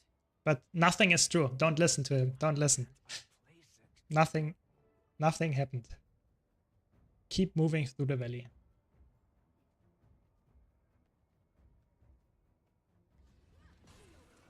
Wow, that's crazy content here. Just killing an enemy. Yeah, we'll look at it later. Yeah. Ooh, we have big rumors going on here. I actually don't have anything that is really exciting, other than that I don't like fish. That's the biggest rumor that is happening here. I don't have any. People say I like Asura, but I have to be honest, I don't like Asura. I just have a lot of characters that are Asura. That's the only reason. I'm not particularly fond of Asura, but I'm also not hating them. Yeah, it's just.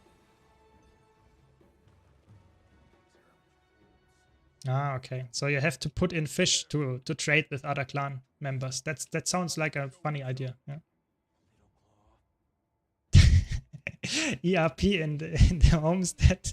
Ooh, that sounds actually very disgusting. I'm not into that. Don't listen to them. It's actually getting out of hand now. I have to be honest. Yeah. I actually have it here. This is really funny. If I get out of combat, probably not. That's the funny thing. I was really thinking about that when I released the video about the solo build for Connie Chronomancer, where you have to use a tonic. I actually used the Endless Miniature tonic, yeah? And this is actually really funny because it makes you very small. And this is really playing like an Asura. That's actually really funny that you mentioned that now.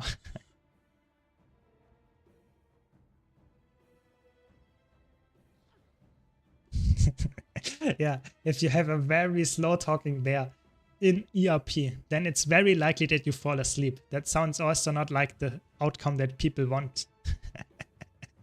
Yeah, but they had the first step already in the game of the ERP. They actually put in this love story between those two codons. And that's the first step. And the next step is that you go with them in the homestead and they do the next stuff there. Really interesting. But I'm not into that. I don't know anything about that, so don't listen.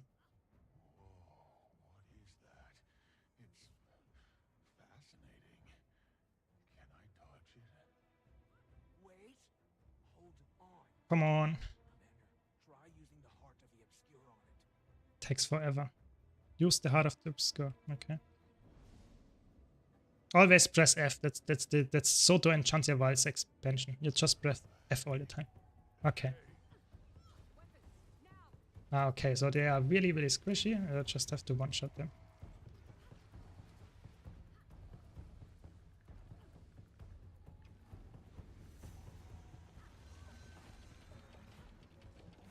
I'm not sure if I can actually get enough for the achievement.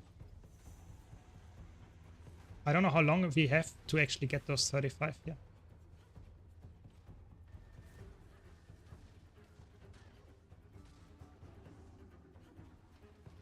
How many more do I have to kill?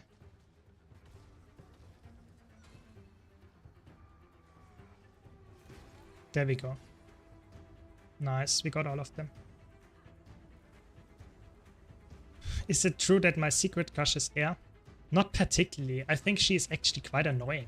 I didn't like the part of her in the story, especially Heart of Thorns. I was actually surprised that they killed her. Sorry for the spoiler, but I didn't like her particularly, actually, I have to be honest. I don't care too much about the characters, but I was surprised that they actually killed her off.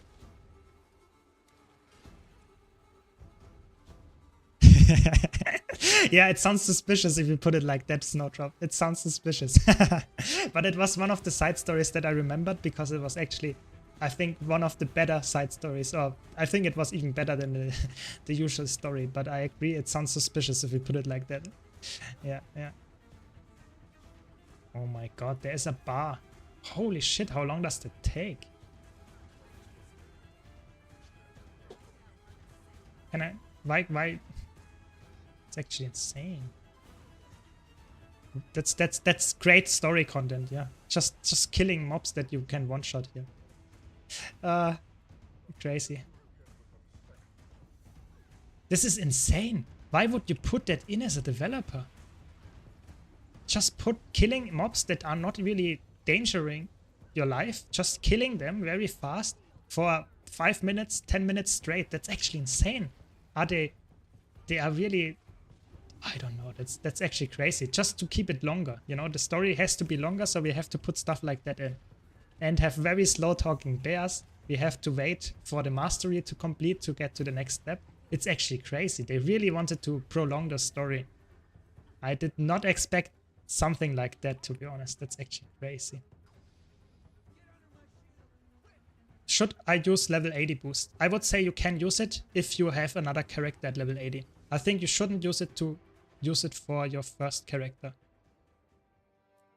I think that should not be happening. So on your first character, you should level normally. And if you want to get another character, I can see you using the level 80 boost. I think the level 80 boost is quite nice to use as a second character. Definitely, yeah. Because on the first character, you should experience the game, how it is, and get your experience by leveling as well. Because only then you see the game for what it truly is and get the experience the first time. After that, you will always skip this leveling part. So if you experienced it one time, it's good. But if you already skip it the first time, I think that's not a good idea. I think the level 80 boost is made for a second character. I think leveling to level 80 doesn't take too long for the first time. So just enjoy the ride. Yeah.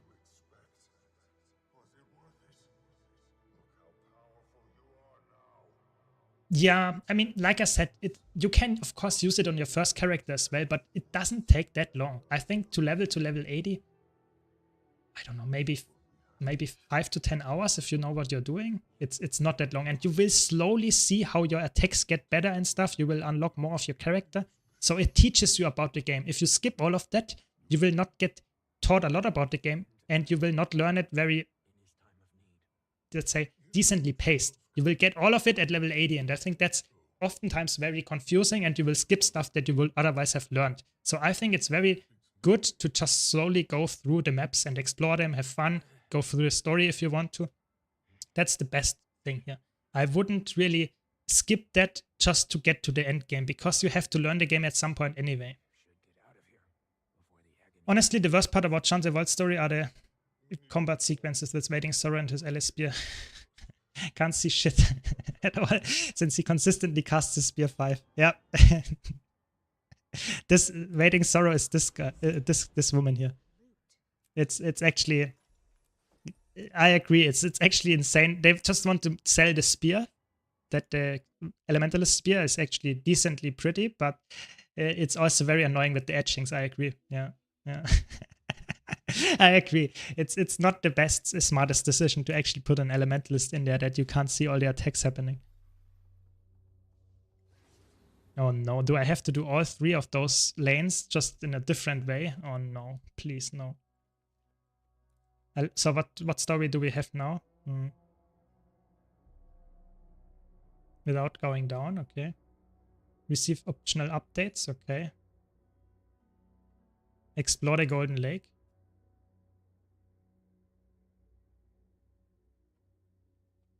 Okay, I guess that's it. Oh my god, I have to do the meta events again. That's annoying. Oh no. Oh, let's strap in and maybe get something to drink. It's insane. Oh, it's crazy. It's the only Elementalist that doesn't go down is in the etchings. That's true. So good. Oh, this story, amazing. No, I don't want to drink vodka or something. No, just water. Just water. Oh, the story, amazing, amazing content. And then some more achievements, and then we're already halfway through just by talking to them, I guess. I don't even know why I care about it. I just want to have, you know, I like this feeling of having a full block of achievements that I completed. You know, that's what I like. Something like it's like this bothers me immensely, but I'm at the same time I'm too lazy to go back to the story just to complete this achievement for 1 achievement point. I don't care too much. It's actually crazy. I'm not an achievement hunter at all, but I like to have stuff just finished. You know, I don't like to have stuff that looks unfinished. So, for example, I like to have my, where is it? Where is it actually? Yeah, Blackline collections. I like this block. I like. This is really nice, you know. It's really, really good. But this I don't like. It's really annoying me.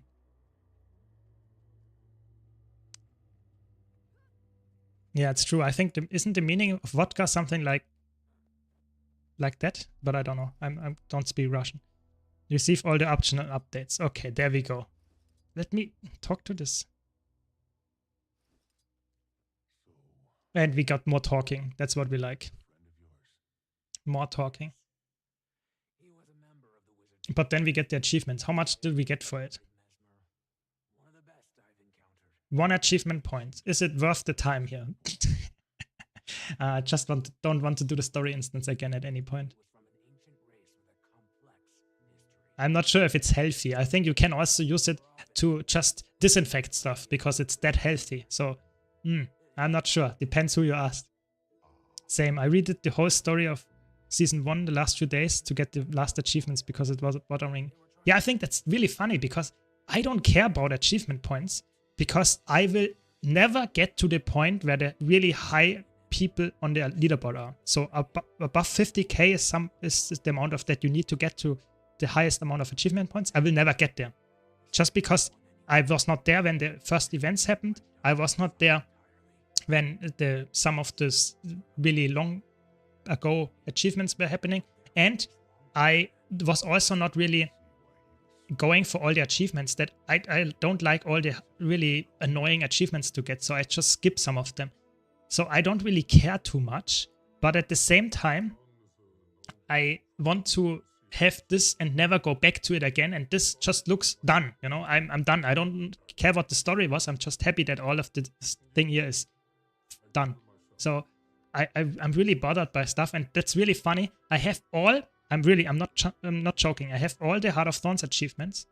The only one that I'm missing is this Scrapfield Test Rival Gold, and this is probably the most.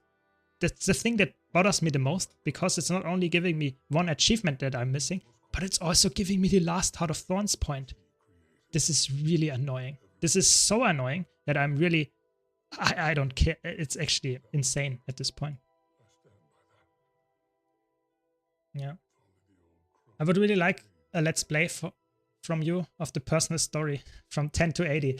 They talk a lot with a ton of unskippable cutscenes. That would be... If I would do a let's play like that, I would probably do it on screen and I would talk about all the other stuff, but not listen to the story at all. It would be like, I have let's play in the background and I talk about something else while I do this. I would not listen to a single minute of it. It would be insane. It is actually really funny, I have to be honest. I would never do that, to be honest. Yeah. Yeah. I'm not even at 30k, but I just hate scrolling through stuff and see opens. But yeah, it's true. I mean, you can also use the filter stuff, but I think this is also not really nice. I like to see what I already completed. So I just want to complete stuff. Yeah, I'm more like a completionist. I'm not an achievement hunter. That's what I would call myself. Knock out one leftover achievement per stream. That could be interesting, but I tried, for example, I'm not good at, what is it? I actually have another one. I missed 2 achievements, yeah, that's true. But this one, I tried that for an hour or so, but this is really annoying. I'm just very bad at adventures. And this is actually one of the hardest adventures, so I'm not a big fan here to do that on stream, because I will just sit there for an hour, maybe 2 hours, and grind this adventure. And in the end, I might not even get it. So I'm not sure if that's the biggest part here. But I don't know, maybe. Which is also my gripe with Sword and Chancelwells. All the infinite achievement bullcrap, it never gets finished. That's true. I think you should, they should be in some kind of, not really achievements, maybe they should be in a separate part of this that you can just ignore. Of course you can make the filter and say only show stuff that is actually giving achievement points, and you can filter this, and now you see only what there is, so you don't see the infinite ones anymore. This is okay. I think this is okay for sure. Like, you can only see this one that is left, but I don't know. I think personally this UI is a little bit outdated, because they put every single thing in there that is somewhat related to achievement points and quests and stuff and collections. I think they should have their own UI at some point, but they will never go back and do that, I would say. But I mean, search from a boon's memory risk. Okay. I want Let's Plays to go to Wooden Potatoes because he doesn't skip a thing. Yeah, maybe. I mean, that's Wooden Potato style, yeah, I guess. I mean, is he even playing the game anymore? I don't even know. Yeah. Need a way to hide them and mastery points so people don't expect any kind of skill or understanding of buttons I'm pressing. Maybe. I think achievement points can be really misleading. I played with someone that had 50k achievement points and was not really doing anything good with their rotation and not upkeeping quickness a lot. That can happen. I don't know. Just saying. I think achievement points are, it's just, I don't really care too much about achievement points. Just saying, it's something that you can grind for, and I think even, well, we mentioned it already, Wooden Potato is someone of the biggest defenders of those achievement points, because they think it's really important to have achievement points and go for them. But I personally am not a big fan of that. I think achievement points most of the achievements that I don't have are really annoying. So if you look at, for example, some of the achievements in the story journal that I don't have, they are just, I have to replay the story and do a specific thing, and that's it. So it takes me half an hour to get one achievement point, and then I have maybe 100 of those, and it just increases the amount of time I have to put in the game without really having fun. I have to go back to some story mission that I don't care about, and that's why I'm not an achievement hunter. But I can see why people would have fun doing that, because it gives you some sense of progression. But I personally am not the big of a fan. I mean, it's okay. I mean, Guild Wars 2 is not designed in a way where you have to actually play the game and be really good at it. You can just play the game without being good. I think that's totally fine. I think that's completely okay. I think especially in open world, you don't have to be good. And you should just have fun. I think that's the best, most important part that I can tell you. Have fun playing the game. And try stuff that you enjoy. Try new stuff that you might enjoy. And stick to content that you enjoy. If you are not someone that wants to go really try hard and wants to improve at the game, that's completely okay, but don't expect then to get all the achievements and all the skins and stuff. I think that's the most important thing here. If you want the fractal skins, for example, the Abyssal fractal weapon skins, you have to do fractal CMs. That's just true. If you are not trying to improve in the game, you will not get those done. That's just very important that you have the mindset that you like to have, but you should accept that you might miss out on stuff then.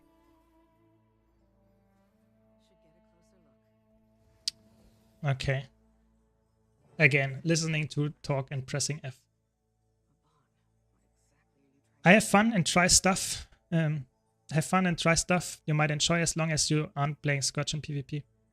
Yeah, I think playing Scourge in PvP is something like that should be a bannable offense. If people play Scourge in PvP right now, they should be instantly reported for grieving just because the spec is so bad and it really is like a noob stick. You will definitely be called out for that because it's just a very bad spec. Even in lower rating, you will get destroyed with it.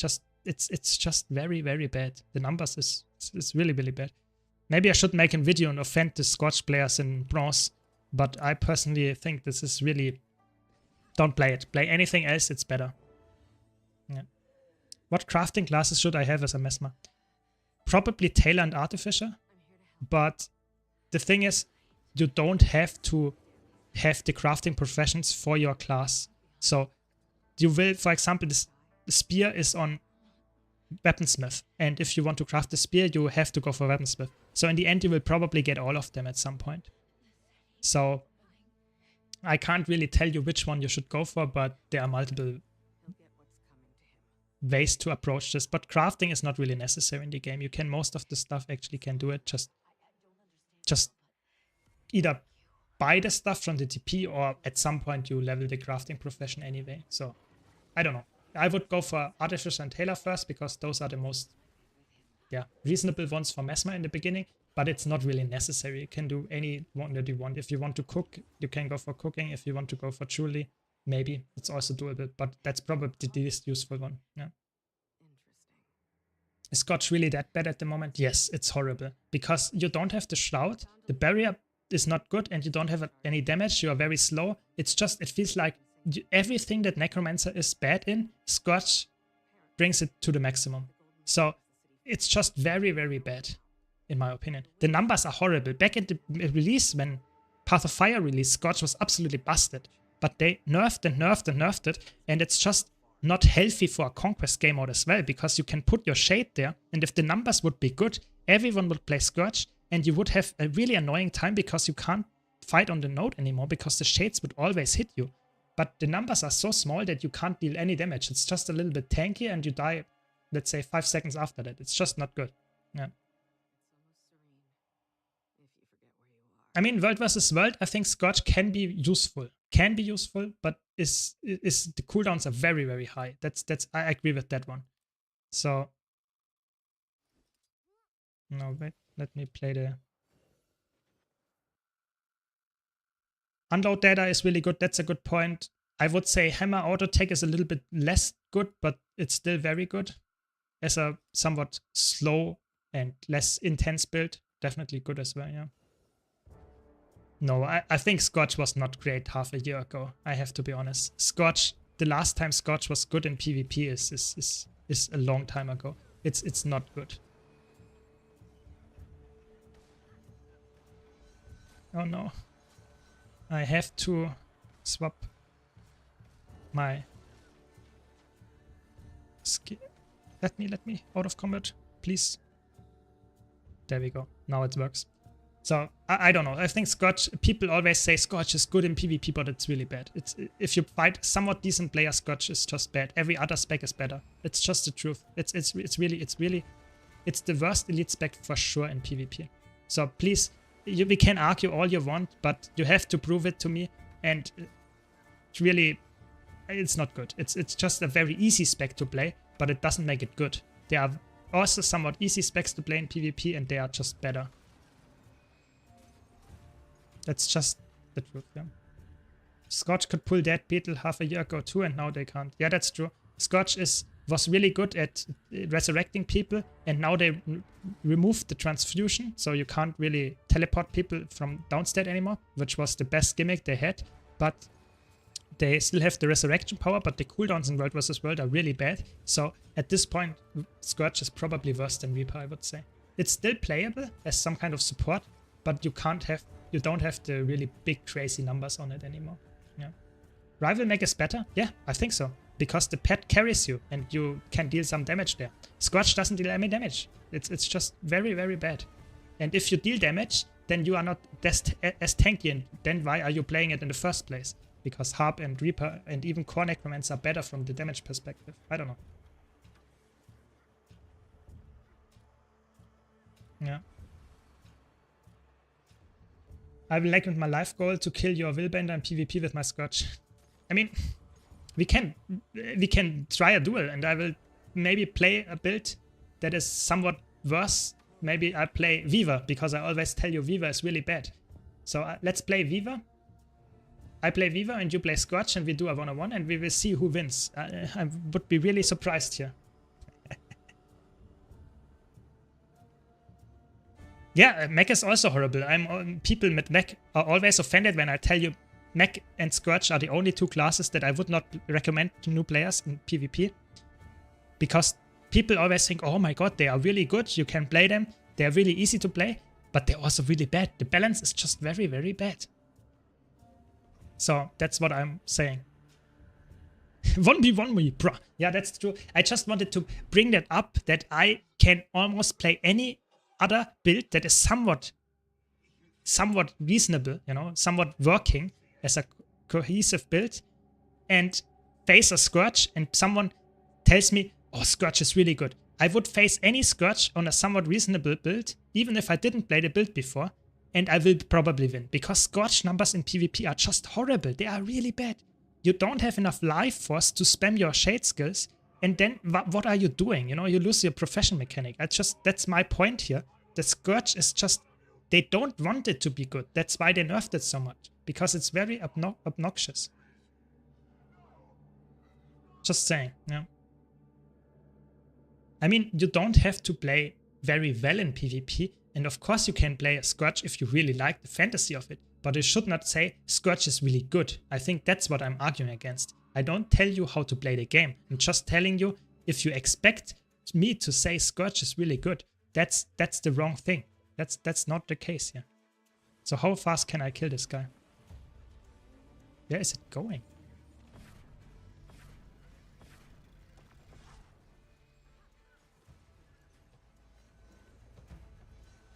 Yeah, the boons are quite good with this build. Just wanted to mention that.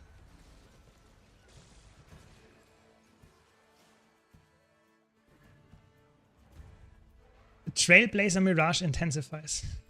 Yeah, but so you play Trailblazer Mirage and I play, what do I play then? I just wanted to mention that if any one of you wants to play Scourge against me, that's the thing that I wanted to say. I wanted to prove that Scourge is bad. Yeah. But Scourge was actually good in my opinion half a year ago in PvP, especially as a full support with passive condi damage. Teammates can't be finished while down, and you could pick them up with the Shroud skill. I don't know. I have to be honest. If you face a Willbender, for example, you can't resurrect against a Willbender. A Willbender just kills both of you.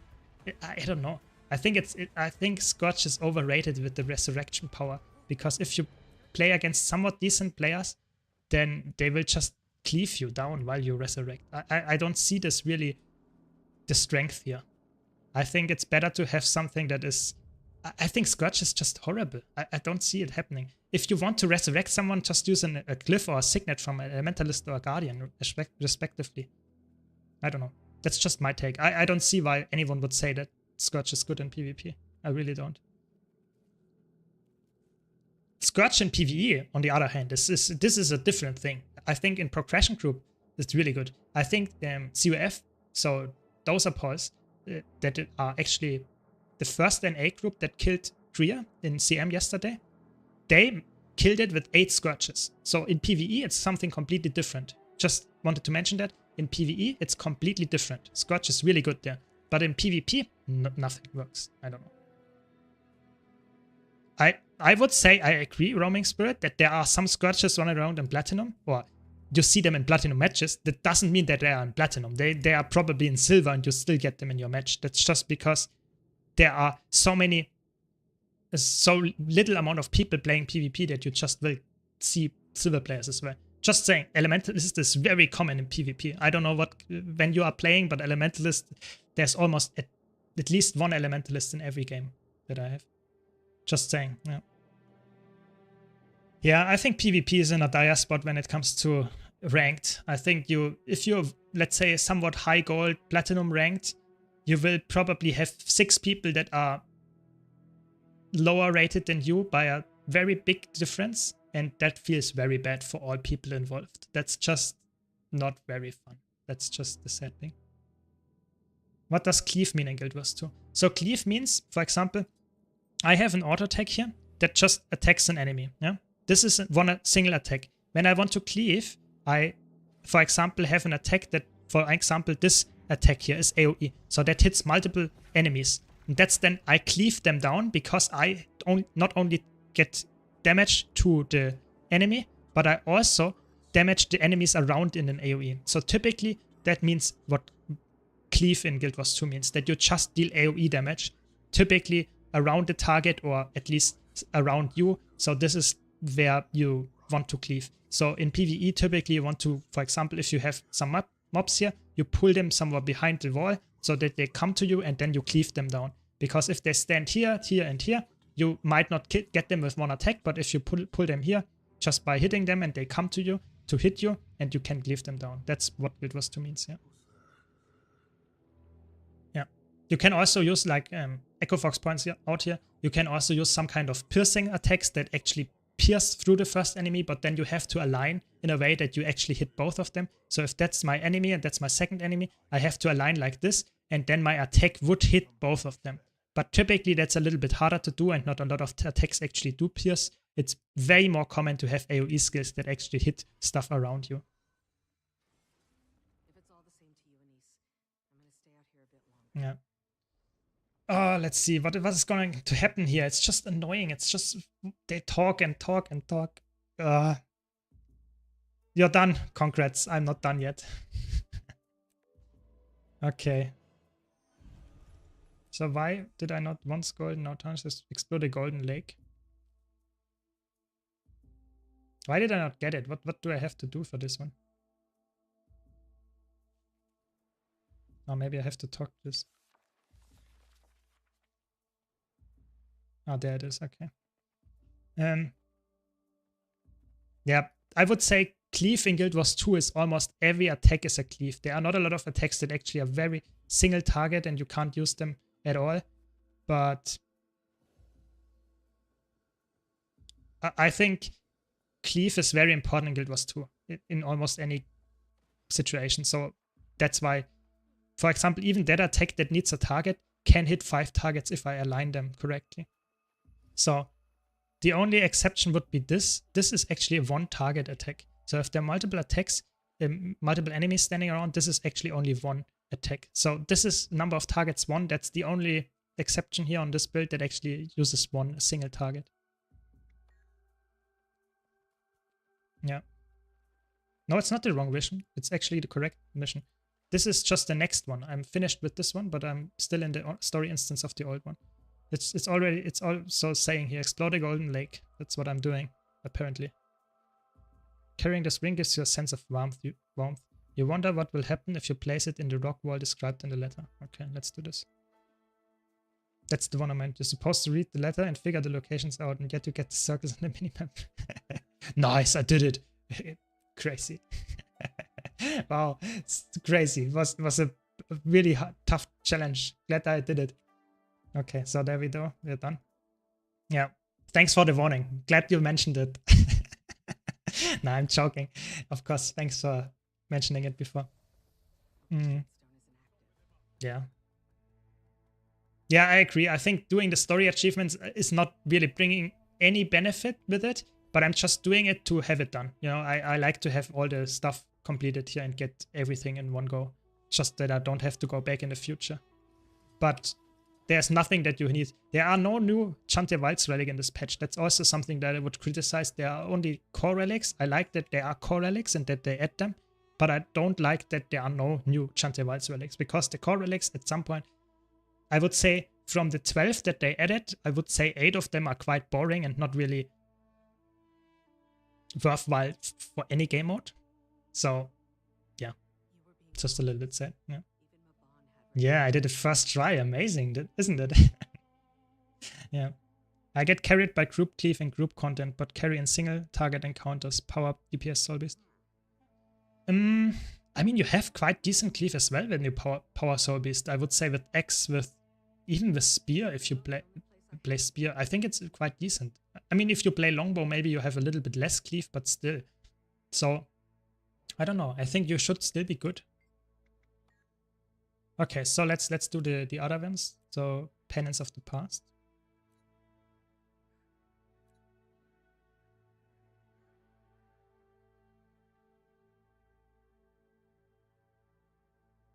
Okay. Uncover all the hidden... Oh no, that sounds disgusting. Oh no. Okay. Yeah, that's true. If you unlock a relic or something, that feels like you get more rewarded for doing that stuff, but it's sadly not really the case anymore. That you get anything. At least with this story patch, there's nothing really bound to achievements. I personally think it's okay to get the core relics for free, but of course it's a little bit better to go for something and get not only the achievement points, but also get the relic unlock. That's true. But I don't like getting the relic unlocks anyway. I don't want to do story that I don't care about, but I'm just a single veteran that doesn't care about story, I guess. So where do I have to go now here? What do I have to do? Okay.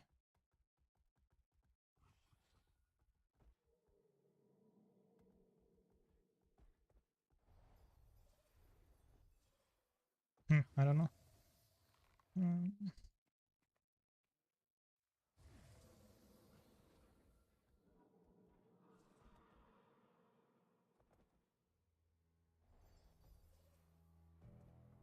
Let's read some stuff, I guess. Now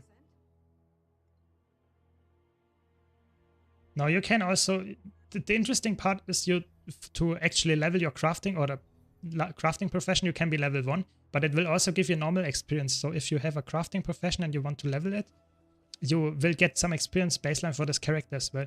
So you don't need to be any level. You can be level 1 to get your crafting done, but it will at some point also increase the level that you actually are on this character, which is interesting. Yeah. Don't know if I'm bad, but without weapon spec, I run Sword X plus Greatsword, always lowest DPS on cleave encounter. Yeah, I mean, you're melee after all, and your weapons are not that crazy good for cleave. That's okay. I would say you should try to read your skills and be sure that which skills are better to cleave on. But Greatsword is not particularly great, for actually dealing with cleave. So yeah, but it's okay. Yeah, I think Auric Basin meta event is okay. I think it's not the best one in terms of what can you do. Where is the last one? Sniffing around.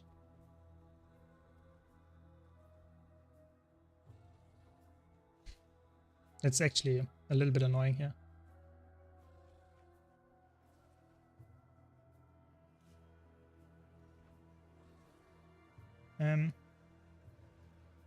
So how is the new patch? I can't blame my PC and it's out of service. I would say the new patch is okay. The story is a little bit annoying, but the map is quite nice. I like the map. and the the raid CMs are actually very challenging. So I think overall it's a decent quality of the patch when you disregard that the story is really boring or really, really long and really not really. I don't like it too much, but okay. But the amount of content they actually have is in my opinion just very little. It's very little. It's really surprising how little content they put out, I have to be honest. Or the other direction, I guess. Yeah, so I would say overall I'm really surprised because the longevity of this map is only in the back piece, in the legendary back piece, and it's not out yet, so there is not too much of, I don't know, too much of stuff going. Oh, there we go. No, we have to continue. Oh no. Yeah, so I think small patch with okay content. That's the summary here. Yeah, I mean there is not a real big reward for completing the story. It's just you have it done. That's the biggest part here, I would say. So go back to talk to your allies. Oh no. It's okay. For 3 months, yeah. I mean, waiting for that for 3 months, it's amazing. I'm happy that we got it. No, I have to be honest. I think it's... I feel like waiting 3 months for this, if you're an open world player, it's actually 6 months as well, because you didn't get it in the last patch, you didn't get anything for you. That feels hard. That feels really hard. I mean, if you're a raid player, you get at least challenge mods. That's good. But I don't know. It feels like it's not in a good spot when it comes to what actually you get from that. I don't know. Question from YouTube. For this PvP season, was thinking of going power spear virtuoso. How easy, difficult it is to reasonably good at. So I would say on a scale where I would put it in terms of strength, I would put it in high A tier. I think it's a very good build in PvP right now. In terms of difficulty, I would put it in very low. The difficulty is surprisingly low. I think it's the easiest Mesmer build you can play. It's very good, and you have a lot of ranged attacks, you have a lot of invulnerability. It's very, very good. I would say, can recommend. If you want to play Mesmer, probably the best spec to get into PvP right now. It's very, very good. Be sure to watch my build guide on YouTube if you haven't already, just because I explain how you should play it, what kind of things you have to look out for, and I also explain, of course, the rotation that people always ask for. No, I'm joking. I'm always explaining the combos that you should do, what you should look out for, and that kind of stuff. So, do I have to kill those guys? Clear all misspawned enemies. Yes, I have to. Okay. So, this is definitely, I would say, a good pick, especially if you start out in PvP. Yeah, sure. Also, if you want the solution to Expert Exterminator, just ask. What is the solution? Uncover and remove 3 hidden threats in the ruins of the Veiled Library. Let's do first the killing here, and then we do the really challenging story content here too. Yeah. Has anyone had invisible groups drop or seen someone get them dropped from the treasure mushroom? That's probably the item I want the most. I did not see them because they're invisible. Sorry, this joke had to be made. No, I would say they are really rare. Otherwise, they would not be that expensive, and a lot of people actually like that. So, yeah, that's just, yeah, it's just the truth. I would say. How much do they cost? I think 3K or something. No, even more. 5K nowadays. It's really expensive. Also, so they are really, really small chance to drop, and they are also very, I don't know. A lot of people like them. It's just the truth, because people are feed enjoyer. I don't know.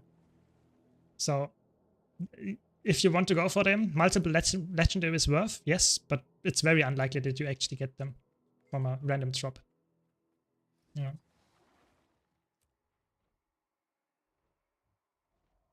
I run a games company for mobile. This amount of content is about 1 month of work for 4 people. That sounds horrible. That sounds, if you say it like that, that sounds actually like what are they doing? I think they have 150 or something, even over 150 employees for that game. Yeah, so that's actually insane. I don't know what they're doing. It's for me, it's actually very clear that they are really working on some kind of Guild Wars 3, hopefully Guild Wars 3, but possibly on another game. I think that's very likely that they're actually working on something like that. I don't see anything else that they could be working on, because they are not working on Guild Wars 2, so much is for sure. Yeah. The janitor is working on Guild Wars 2, and the rest is on Guild Wars 3. I mean, the crazy part is that also I think the balance patches are also very small. It's not only about the content patches, but it's also about the balance that we get and stuff. There's not that much happening. So I think, to be honest, they are working on something else in the meantime, which is, to be honest, something that needs also balancing. I guess, at least, yeah. I guess they can play some more aggressive build here. That's fine.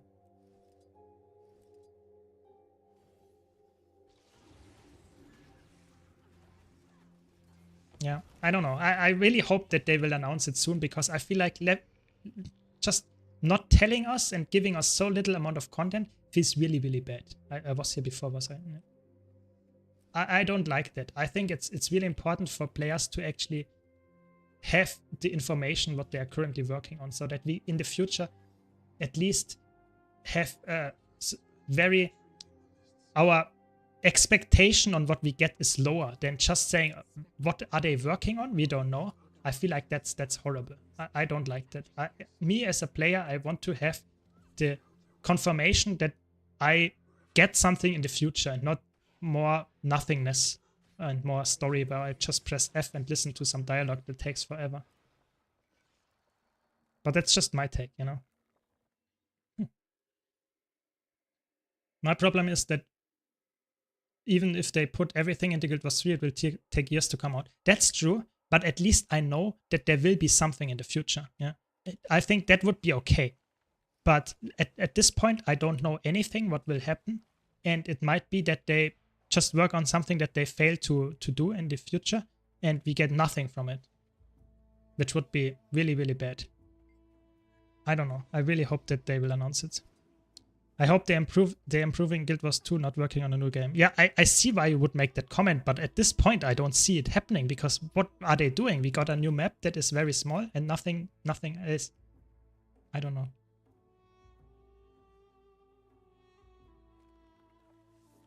So how many more do I need? 2 more, I think. Historical record and propaganda thingy. Okay, where is it? There's the propaganda thingy.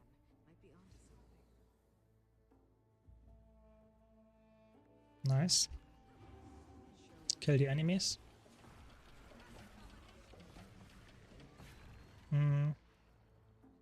There are more enemies, that's good. Do they even work? I hope they work. I mean, it would be really horrible if they don't do anything, you know? I mean, I really hope they do something, and I mean, they get apparently enough money, because if you look at the numbers in the last months, they are actually decent. They get more money than in the last few months together. I think they are really happy with the amount of money they make, but I'm not sure where it's actually going. So, I don't know. Let's see. It's obviously Guild Wars 3, but they can't tell us yet, or they will lose their revenue stream from Guild Wars 2. That's true. That's probably Lux. That's the reason why they don't tell us, because they're really worried that people just don't play Guild Wars 2 anymore then. That's fair, but at some point I think they have to tell us. You can't just leave people forever sitting in, I don't know, it just in waiting. What do I have to do with the meat? Yeah. I don't know about the notes, actually. I haven't discovered them yet. Yeah. There's. Very good, finally.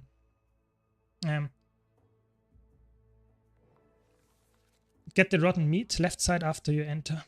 Go to get the burrow. Where is it? Rotten meat. Just dropped it. Where did I put it? Or does it respawn? Hope for the respawns. Oh no. Doesn't respawn? Oh no, I have to do it again then. No, sounds horrible. Okay, I guess that's my mistake then. I did at least the weird things. Let me quickly catch up on chat. So I would say concentration is really important on healing builds, because a pure healer doesn't exist in Guild Wars 2.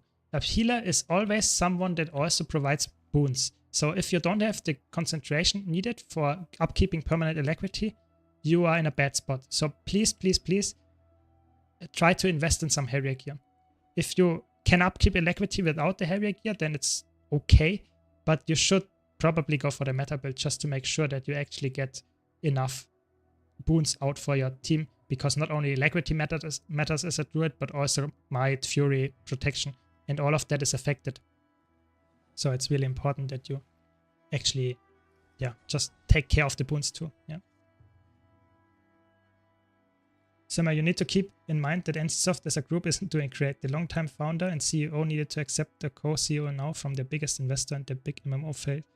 The Korean stream variant called Purple failed too. Yeah, I mean, NCSoft was always a big problem when it comes to ArenaNet, I think. NCSoft was always doing something that is not really helping them. Where did it drop? I actually don't see it. I have to have it dropped at some point, but where is it? Ah, there it is, finally. Okay. So now, what did you say? Let me check.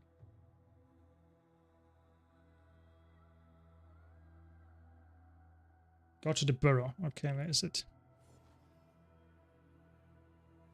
Where is it? Other side. This other side? I'm so lost. I have to kill the spiders anyway, I think. I guess the story instance for me is longer than expected if I get lost here. No, it's not here.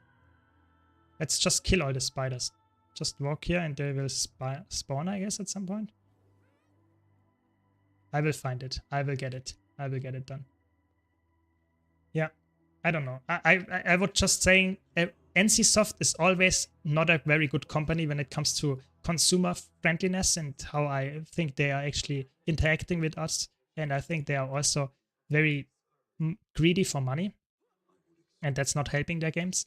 But I hope that ArenaNet still can do stuff on their own and work it out. I don't know. It would be really horrible if you had a game that is actually not doing well just because of the publisher. I think that would be horrible.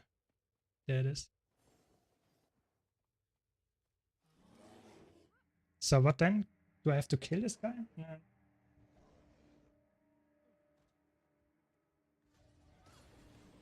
Kill. Nice, I kill it. Okay. That's what I like. Just do some combat. That's easy. I can do that. He weakened me. Is this a PvP player or what? Does he know how to do and counter pressure me with weakness? That's amazing. There we go. First one.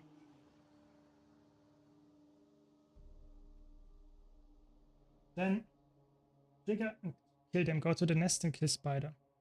Okay, I try to trigger them, I guess then. I was here before.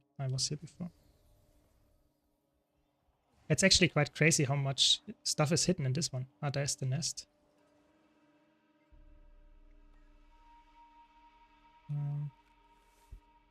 Okay.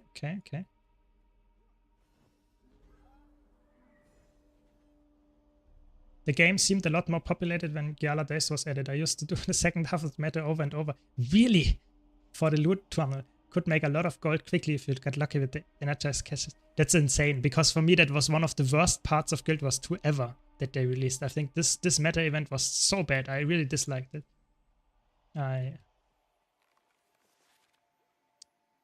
So where can I trigger more spiders? Did I trigger all of them?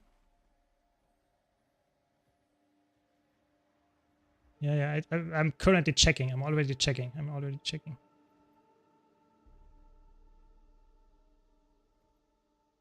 But here I was before, I think.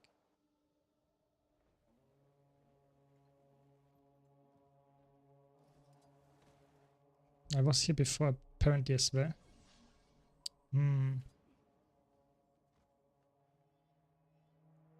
Are there here any? No. Little bit annoying.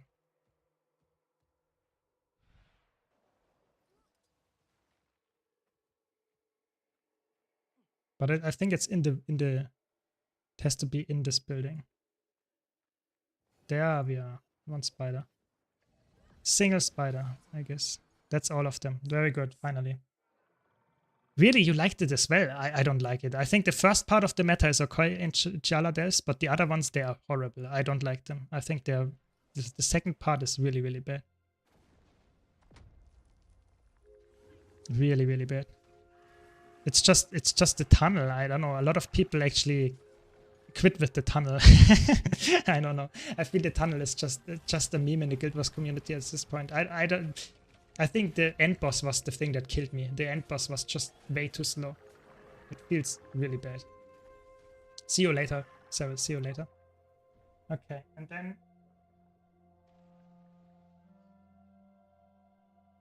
Okay, so now I have to do the puzzle.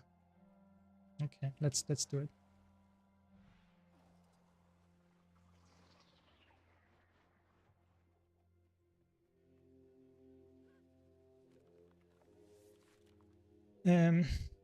Spring, summer, fall, winter. Okay.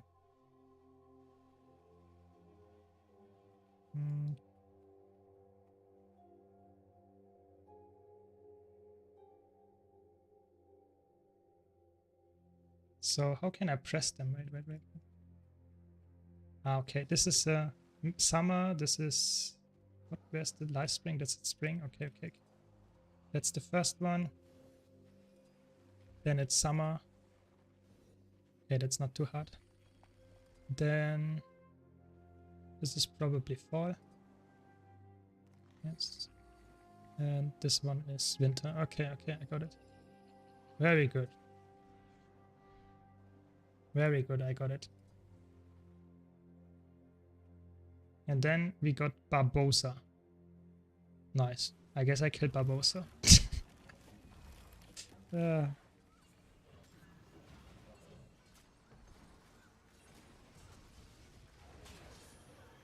Okay. He's actually decently tanky for a story mob. But I guess that's fine. Finally.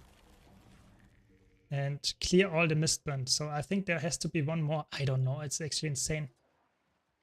Clear all the mistburn. Bond. Where is it? Out of the... and its surroundings. Okay. Mistborn reindeer. It's probably outside. Yeah, I had some really helpful chat here, so... There's a reindeer. Is it this one or is it all of them? Probably all of them. Not. And then we are finally done with all the story stuff.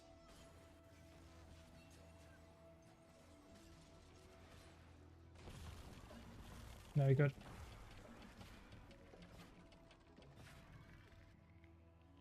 Griffin and always start at the Garden Heights waypoint as it's contested. Yeah, I think if you have the Blishard, you can get a lot of stuff done very easily if you know that stuff. That's true. I actually like the EOD maps decently. I would put... maybe I have to do a tier list about all the maps, because then I could put the EOD maps in there as well. But I think EOD maps are okay, but I think they are a little bit annoying, and some kind of stuff that are always contested waypoints. They have some really annoying parts in them as well. I'm not the... I think Heart of Thorns maps would be the best maps for me. I really like Verdant Brink. I really like Tangled Depths. I think Tangled Depths is one of the best maps. I know it's a hot take, but I think I really like the verticality, the exploration. I think it's a really good map. There you are. Wait. Yes, I will send it. I will watch it for sure. And I see people over there. Maybe they Oh, meta events tier list according to how fun they are. or there are so many meta events nowadays. That would be a fun tier list, but I would say put a lot of them actually quite low. I think a lot of the meta events are playable, but they are really unfun. For especially Path of Fire. I think Path of Fire is so boring. They have so many bugs and so annoying. Buried Treasure, for example, is this even a meta event? I don't know. It's just horrible. I don't know. The best meta, from a design perspective, probably So1. So End of Dragons, last boss, Dragon's End. Probably from a design perspective. It's a really well done meta event, yeah. Just from how it looks and how much thought was put into it. Before they nerfed it was actually also challenging. I think it has a nice rewards attached to it. I think overall it's a very good one. Nowadays it's not run that often anymore, but I think it's good. I don't know. There are a lot of ways actually. When it comes to what meta I do a lot that I actually enjoy, it would be really hard for me because I don't do a lot of open world metas anymore because I don't care that much. I did them so often already that I wouldn't do them just for fun. And for gold, I typically do fractals. So, and I like fractals more. So, I don't know. The missing scout achievement, okay. Side story. I also want to do the Wisp achievement at some point. What do I have to do for the... Okay, I have to purchase it, okay. It's Enchantia Wilds and then side story. It's really weird, okay. Read the books in the library. Too many people required. The So1, I don't know how to write it. I think So1... I think it's double O and then W-A-N. That's how you write it. But I think So1 is... Yes, it's a little bit more organizing required, but it's very good. I don't know. I like it. I think it's one of the best meta events they have ever done. Oh, come on. Stunned me in my mind the gap. No, I'm alacrity. No, I'm quickness. Okay, that's good.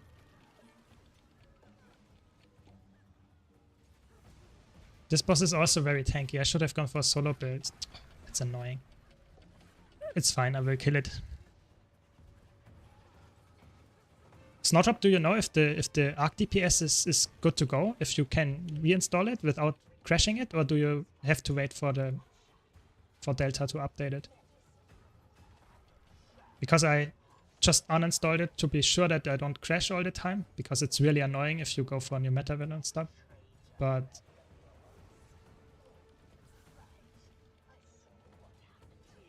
okay, so it worked fine. Okay, I guess then I'm good to go and reinstall it then. I think they also tried to implement that it is... Oh, what is going on? Okay. That's the hardest part of the story? Oh, that sounds scary as fuck.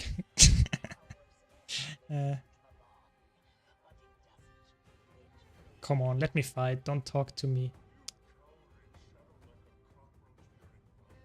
Yeah, I really remember the days when there was a patch and Arc DPS consistently let you DC. So that's why I wanted to be really sure that it's not doing that anymore. Oh, it really does. Okay, that's interesting. So I guess it depends then on the content that you do, because if Snowdrop doesn't have that problem, I don't know. Okay, better not install it then if you have the problem. I don't know. Maybe it's a different issue as well, because sometimes there are really annoying bugs as well in the game that you don't even know where they come from. Sometimes it's Arc DPS, sometimes it's something else. You never know. There are always a lot of bugs with new expansion stuff. Or new content in general, I would say. What's the name of the dragon? Not really a dragon. Tickwaddle. Yeah, still people doing it. I mean, it's not really a meta, but yeah, it's a dragon world boss. I think Tickwaddle is okay. I think it's not a... It's very power crept in that way, because the boss itself, you one-shot. You just wait until the laser is charged. So I don't like that. but I think there are rewards attached to it. You get some gold out of it, and most importantly, you get, for example, for me, you get skins that are really hard to come by. I only have 2 of those Tequatl skins, and I think I'm quite lucky actually. You can have 16 or even more, so they are really annoying to get actually. I think PUF, the maps are actually very well done, but the meta events are just no one does them because they're either bugged or just very not lucrative, so I don't know. So I think this is... I think PUF, that's the biggest downside of PUF are those longevity content, meta events, and world bosses in PUF. I think they're really, really weak. Yeah, for sure. That's the biggest downfall. Yeah. What do you think is the best spec in the game? Heavy, medium, or light? That depends on what kind of fantasy you enjoy. I think that's a really hard question to answer in my opinion. I think if I would choose one armor class, so medium, heavy, or light, I would go for light because I like those scholar fantasy, those magic users. But you should go for the class that is the most fun to you.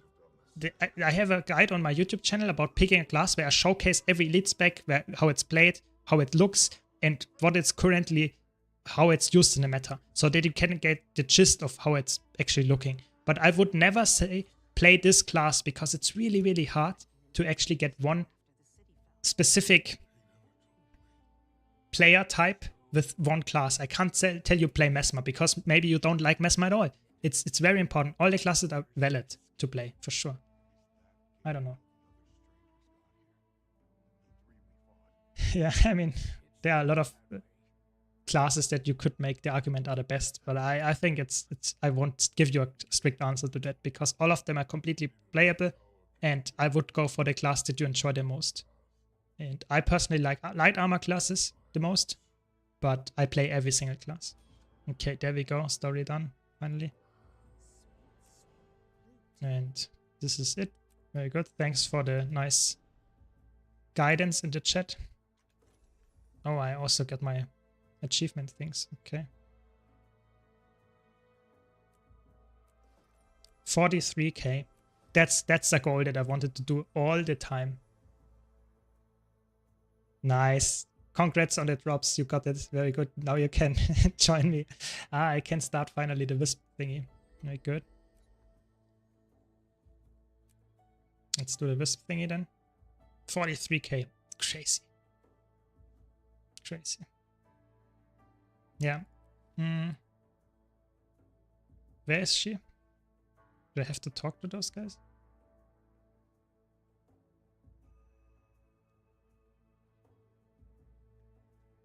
Do I have to read those books actually?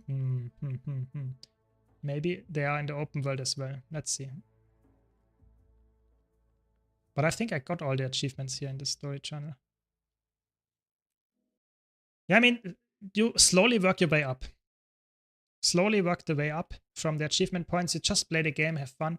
That's about it. You should not go really try hard. Yeah, there we go. There she is. I think achievement points, if you really want to go min-max on achievement points as a new player, that will just burn you out. You should slowly go and try to get stuff going, have fun, and have multiple goals at the same time. Okay.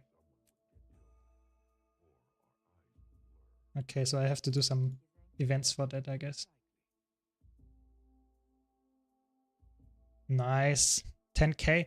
This is a big one. I think the 10k and 20k and stuff, they give you even gems, or even 45k as well. So you get some gems of it. That's actually really nice that you actually get the premium currency in-game too. I like that. Yeah.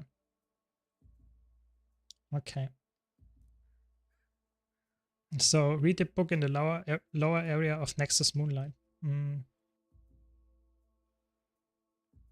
Maybe I can just go to the meta event quickly. Get some thing going. Yeah, it's crazy. You have to do the meta event stuff again just to get this stuff going. But I actually don't mind if too much because now I'm done with the story. I can just complete stuff and get some rewards for it. And better fighting something than not fighting at all.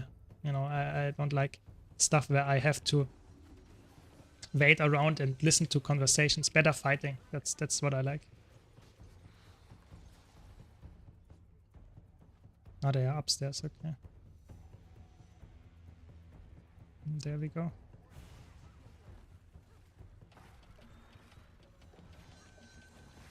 Feeling green by Soto's story was much more annoying. I mean, I think that's really annoying all the time. I have to be honest. I think that's in the game since forever almost, and I think it's always was really annoying in my opinion. I never liked it when they did it. Nice, we did the achievement. Very good. Easy to just sneak the achievement as well. We're slowly getting there with all the achievements here. At least the story is done. Okay, now do this. What do we get here? Oh, that's actually required for the legendary. Okay, so we have to do it. Crazy. Big grind going here. So let's see if I get it now. Double click to open. What is this? Okay, I get all the skins. That's good. Very good. Did I get the box again? Yes, you can actually farm that indefinitely. That's actually crazy. You can actually go for those things. They are not daily kept as far as I know. I did them now 4 or 5 times already today. So you can actually do them quite often and increase the chances of getting your infusion drop here. No, I didn't. So sad. Would be amazing if I dropped it on stream. At least I got a somewhat expensive exotic weapon. Okay, there's the Kodan again.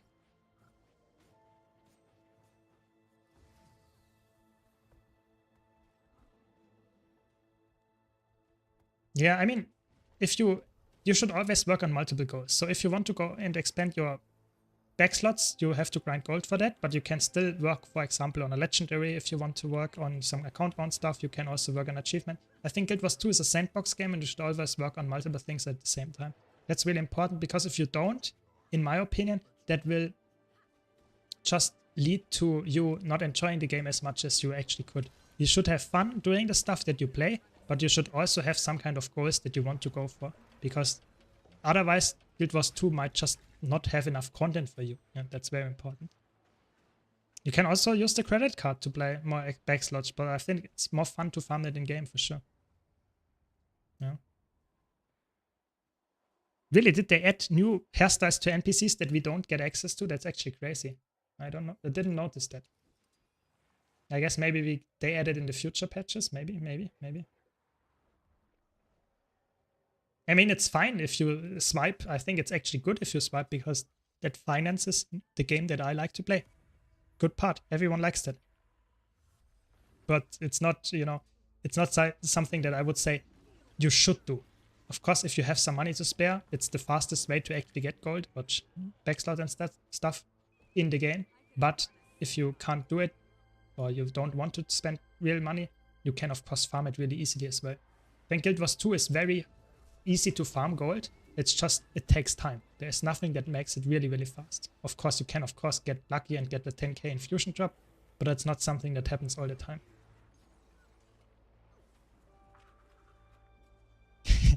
Pay up. I wanna get Guild Wars 3. I mean, if that would make it come faster, I would probably also pay. I to be honest, playing, if Guild Wars 3 would be an MMO, I would probably like it. I think that could be the best MMO in the next years if Guild Wars 3 would really come out. But I don't know. I think even if they would announce it right now, I think they would be years from actually releasing it. At least as far as I know. Maybe they have more experience. Maybe they really can do stuff really fast. But I don't see it actually happening very soon. Even if they would release it or announce it very fast, very soon. I don't know. I think there were some leaks regarding that it will have an early access. So that might make it a little bit earlier. But yeah, we don't know. We don't know anything. I mean, you don't need, for example, I have 280 slots here, but you see most of it is actually not filled. You don't need to have full inventory. I think the 200, maybe even 160, just go for full 20 slot bags that you can buy for 10 gold from the TP. If you have 5 slots, get the 6 from the drops right now, and then you have 120 inventory slot. This is enough for most people. And if you want to invest and get some gems, get some backslot expansions, get more 20 slot bags. And if you want to really go try hard, you can go for 32 slot bags, but they are count bound. So you really invest your money and then it's gone. You will never get it back. So I wouldn't say it's something that you would really go for if you have other goals in Guild Wars 2, because it's a really big money sink. But it's something that you can do, and especially for messy players, it can be really worthwhile. Because just denying the time that you need to empty your inventory can be helpful if you hate to do that. But I personally like cleaning my inventory, so I don't mind having an inventory that I need to clean every once and then. And you can see if you know what you can delete and stuff, then it's actually not that bad. So two more.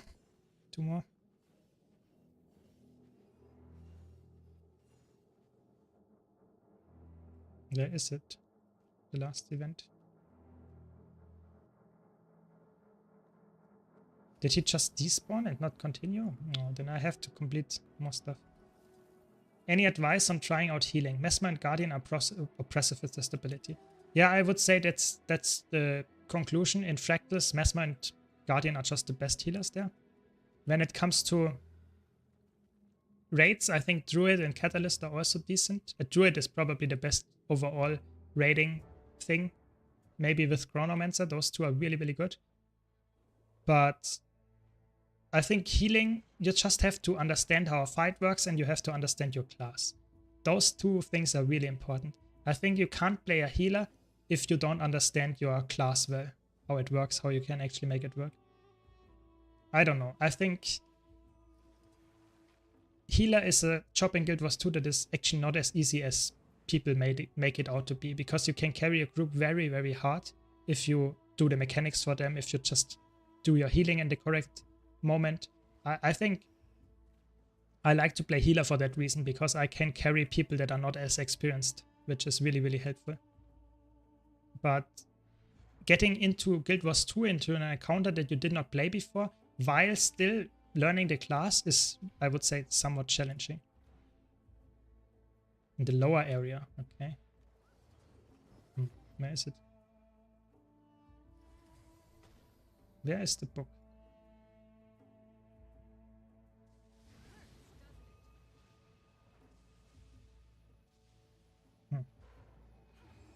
Where is the book?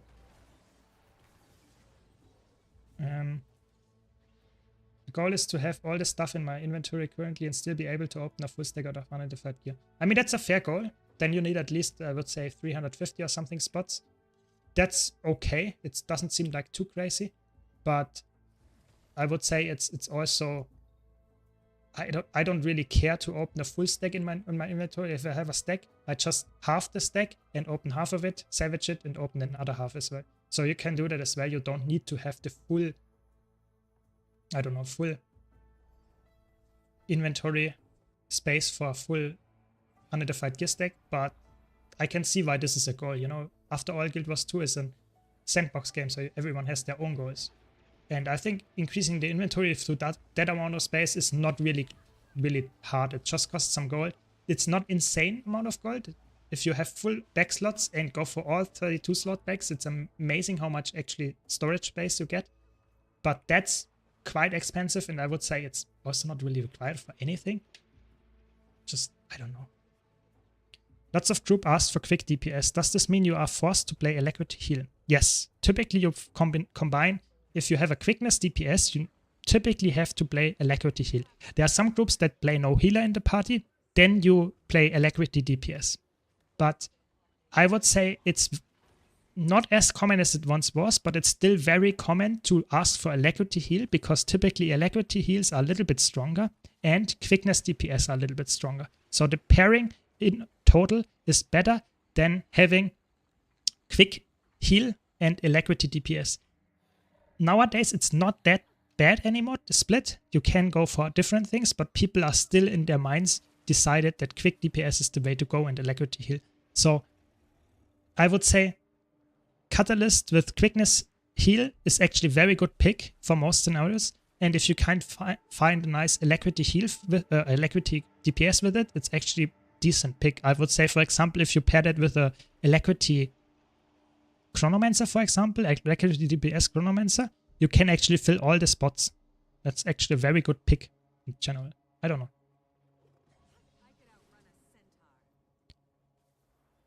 Yeah, I mean, I think you can make a lot of gold in the new zone when it comes out. But that's the important part here. Yeah. It will be not the case anymore in a few hours. Just because the video and people will not buy all the stuff anymore. So it's very unlikely that this 90 gold power is still reachable in 1 day or something. Because it's just not... everyone farms the new map. And it's just very unlucky that you get very high amount of gold because people want to get the stuff first and it happens really fast. And as soon as people slowly get it and it gets more into the economy, we get more supply, it goes down and down and down. So I think, yes, you can make 90 gold per hour and make a video about it. But as soon as the video comes out and as soon as more people play it, it goes drastically down and the video will be completely useless in 3 days or something. Probably. Yeah. Just saying, I think it's really important that you... I don't know. Yeah, I saw that achievement with the 200 energy things. That's actually, that's so annoying. I don't know who actually wanted to do that. I think that feels so bad. Can you actually throw that while you're flying? Yeah, you can. That's actually, that's okay. That's something to do. Yeah, can just spam this and do this for 200 times. I mean, I guess that's okay then. Takes a while, but you actually can do it. How much do I have actually from this achievement already? 41. So 20% in. Let's go. Let's do it forever. That's the next stream challenge. Get this achievement. Easiest healer to play? I would say the easiest healer. Depends a bit what kind of player you are. If you don't mind having a lot of button presses, then I would say Catalyst is actually decent, but it's very APM heavy. You have to press a lot of buttons to actually get all your stuff out. But I would say Chronomancer has a decently low skill floor, but a very high skill ceiling. So you can actually, it takes a while to master. It's easy to get into, but takes a while to master. So I would say Chronomancer is probably my recommendation here because you just spam all your buttons and you will probably be good enough, good to go. Yeah, I'm a bit biased here because I think Mesmer is very good right now, but still I think it's not that hard to get into. You don't even have to use a continuum split if you don't want to, if that makes it too complicated. You can actually completely ignore this button and the class is actually very brain off in my opinion. 50. Okay, we are slowly getting there. I think I will get some nightmares from this. I mean, I don't have to do it completely today, but that looks disgusting. Doing that for hours and waiting for this event to come back when it's out. Oh no. Easy and super fast, I mean. It's better than 5,000, yes, sure, but it's better, but it's still annoying. It's so annoying. Yeah, probably the next stream will just be this for 2 hours straight. There should be an achievement for being in the air for 20 minutes on a Warclaw. Oops, I missed. I don't know. I think this is annoying enough, and it's not really. I mean, it's fun for the first 10 tries, but then it's just. What am I doing here? Give me some magic, please. Oh, thanks. It's running away from my hits. That's not good. Please stop.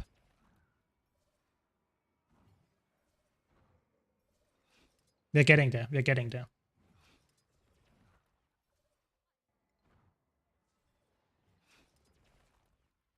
mean, that would be actually fun. If the achievement would be 200 without being touching the ground, that would be, I would say, a fun achievement, because that would mean that you actually could do some challenge here. But this is just boring repetition, you know? It feels like, ooh.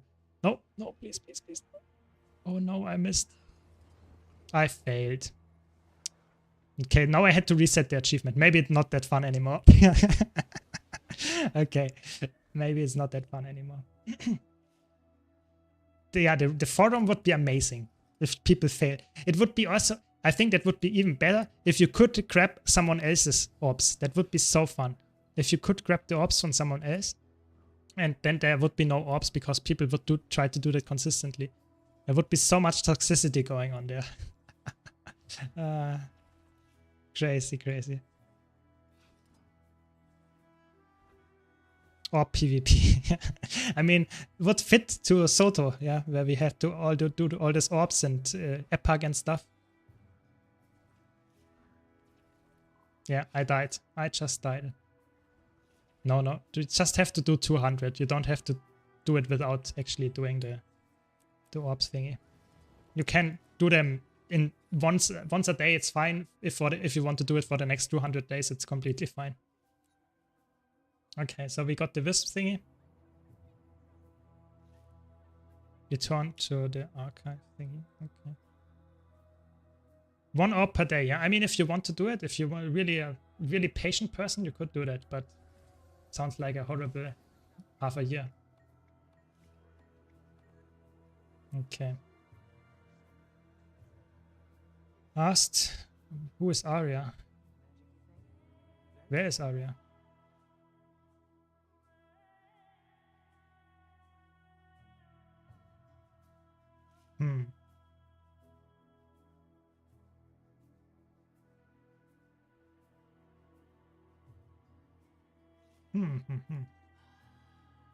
Let's see where we can find her.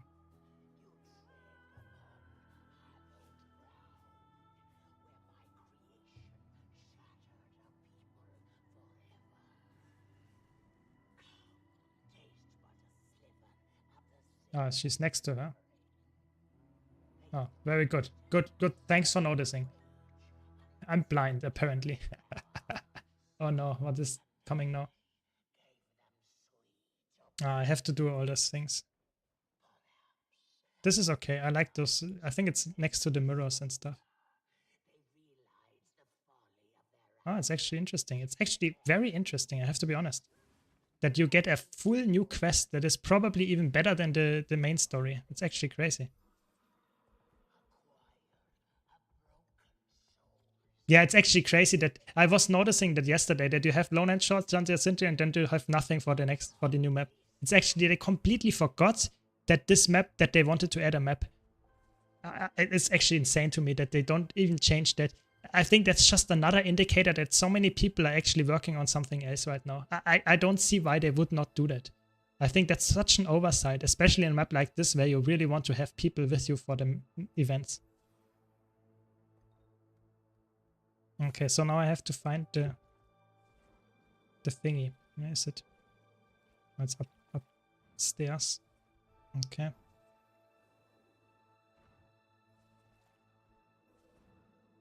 I mean, to be honest, is the name really that Mist-Burnt Barrens? Is this really so?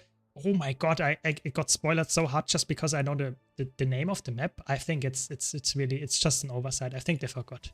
I see no reason that they would not do that, to be honest. Okay. The next one is this one.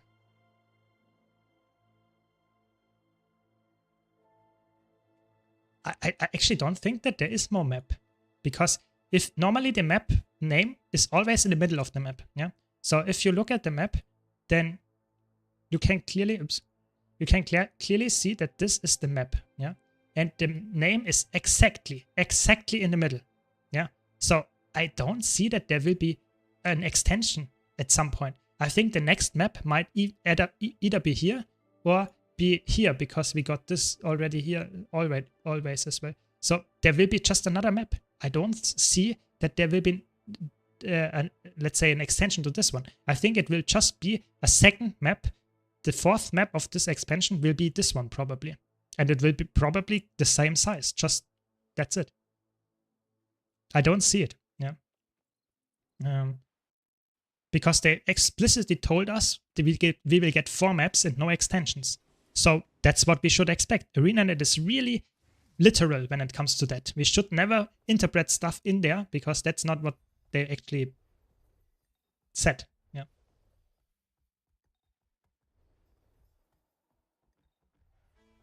Okay, so now we have to interact with the Wisp. Where's the Wisp?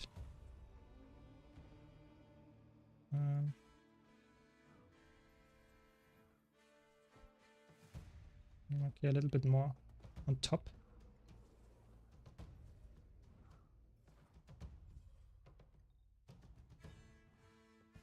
How can I get there? Let me to the Wisp.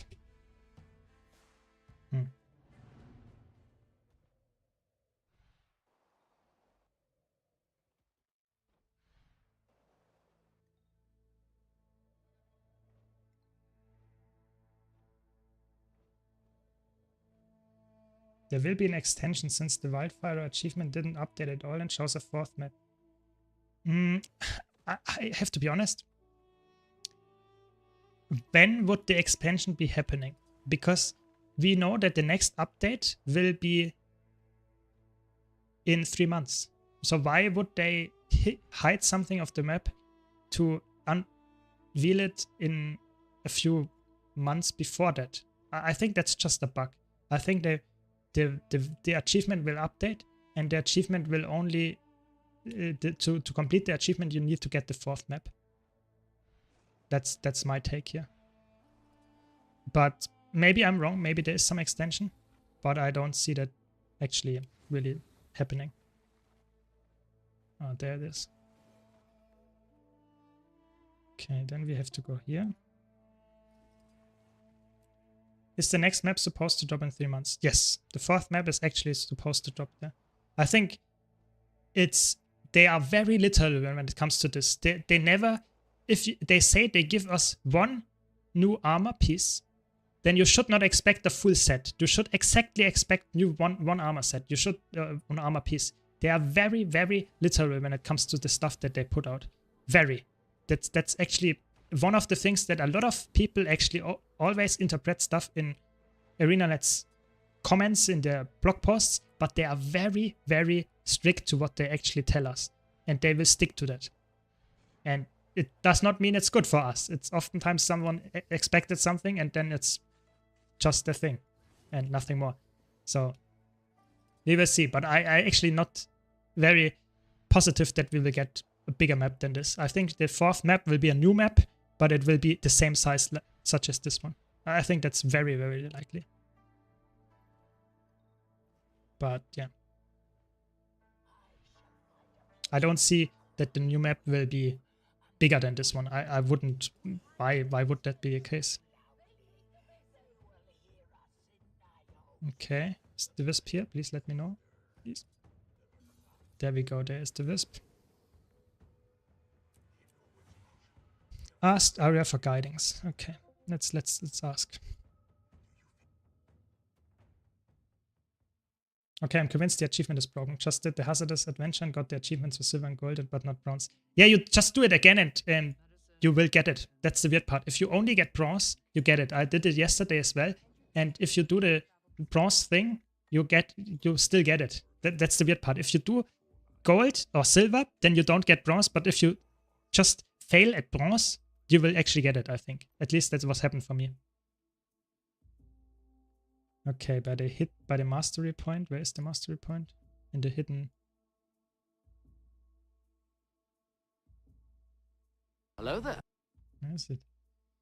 Thanks, Errol, for the raids. Really, really appreciate it. Thanks. Welcome, everyone. We're just going for some achievements here. After we completed everything, so I think I'm done almost with the new patch. So, amazing content. Can highly appreciate it. So, welcome, everyone. Welcome. Yeah, so was just doing some grinding for the masteries. I'm done now. And I don't know. Hope you also had a nice stream. Did you stream some Guild Wars too? Nice. See you around then. Yeah, so I was just telling the next extension of the map will be a new map, and it will probably be to the right, to the east here, and it will probably be just this area and probably just the doubling of this map, which is, in my opinion, a little bit sad, because that means that we just don't get anything new on this map, and then it will probably die after a while. But let's see, let's see. I mean, it's not an I wouldn't say it's more. I think it's a new map. It's not an extension, really. It's just you get more content, but it's classified as a new map. I think people wanted to have not an extension of the map, so they said, okay, it will be a new map, but it actually is an extension of the new map, just with a different loading screen. I think that's the very likely outcome. Yeah, I think that's what I said. I think just doing the bronze thing, and then you will get it. But it's just very weird. I don't like that thing. Okay, we are done with this one, I guess. So we have now the. Do we get the Wisp already, or is there some other achievement hidden behind it? No, that's it.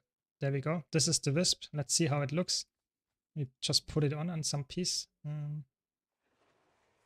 I have full infusions already. Okay, we can put it on the spear. Hey, where is it? Am I blind?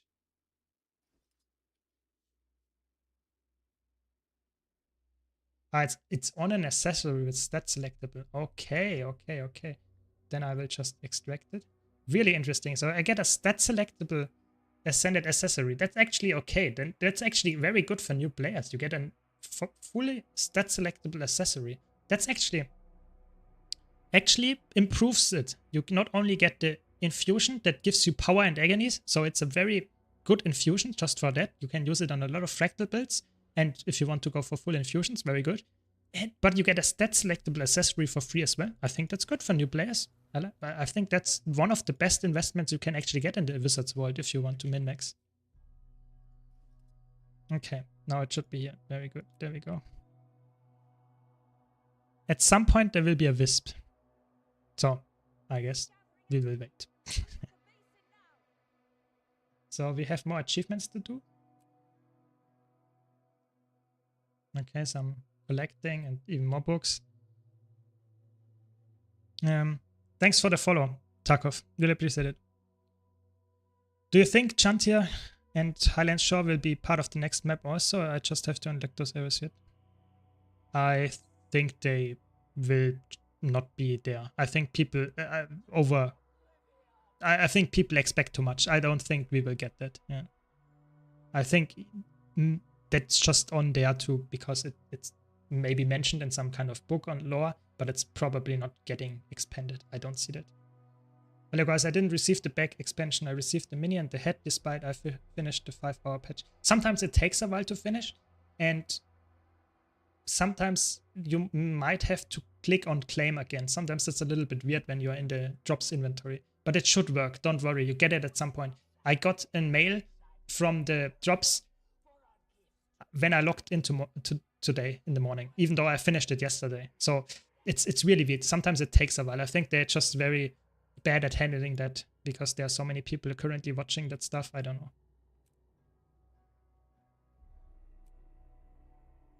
I actually have 5 achievement points that I didn't see here. That's annoying me. I have to do that as well. So a few achievements here, and then we are almost done. And the side story. So okay. Yeah.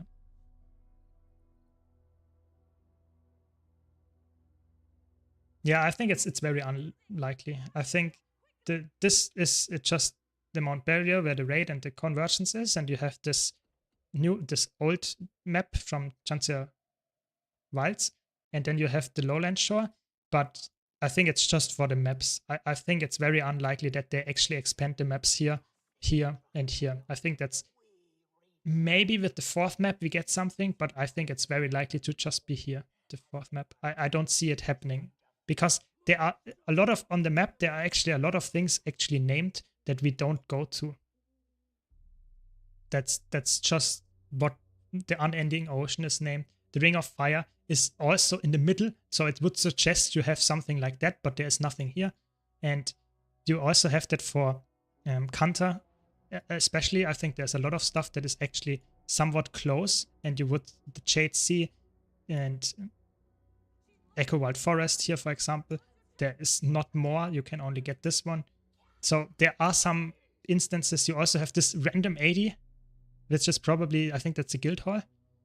But yeah, I don't know. I think they are not particularly great. For example, here, Great Turtle Highlands is also named, but nothing is really there. So I think it's just a very... They just put that stuff there so that we get the gist of it, but it's very unlikely that we actually get it. Maybe there will be some return of maybe Ring of Fire. Yeah, you're right there. That could be happening.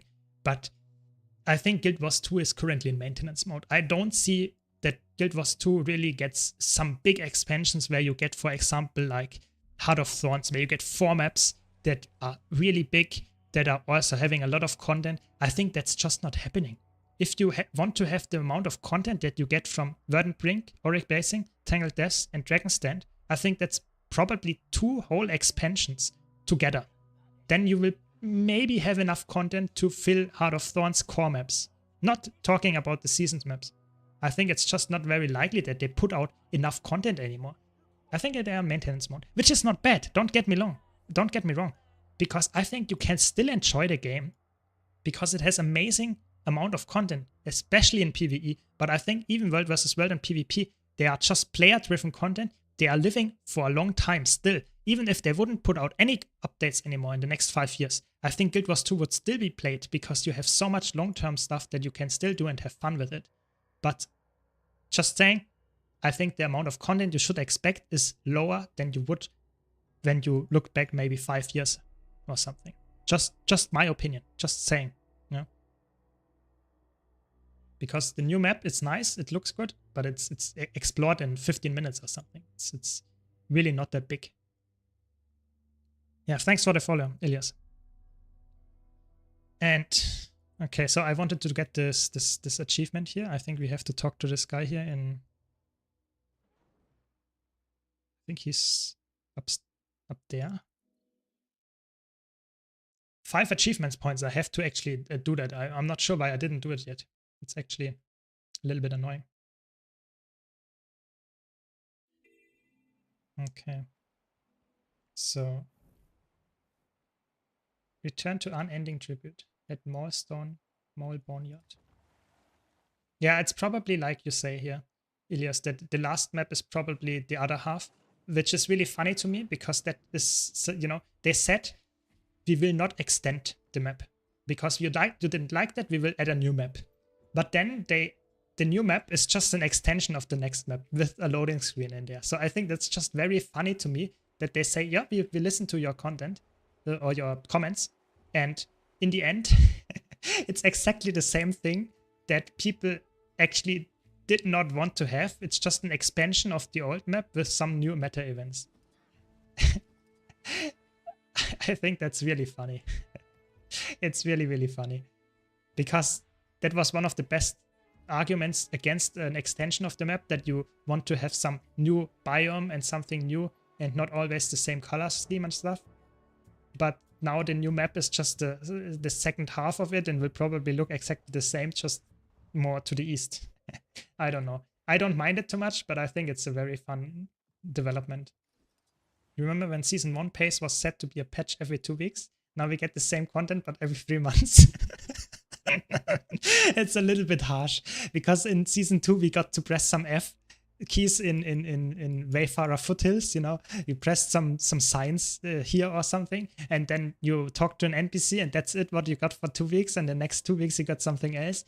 But I agree, it's actually crazy how little content you get in 3 months of development time, because we had someone earlier here in chat that apparently also runs a game company of mobile games, and they actually told us that the amount of content that they put out here, they would put out with 4 people in a week of development for the mobile game. So I think that's really, really interesting.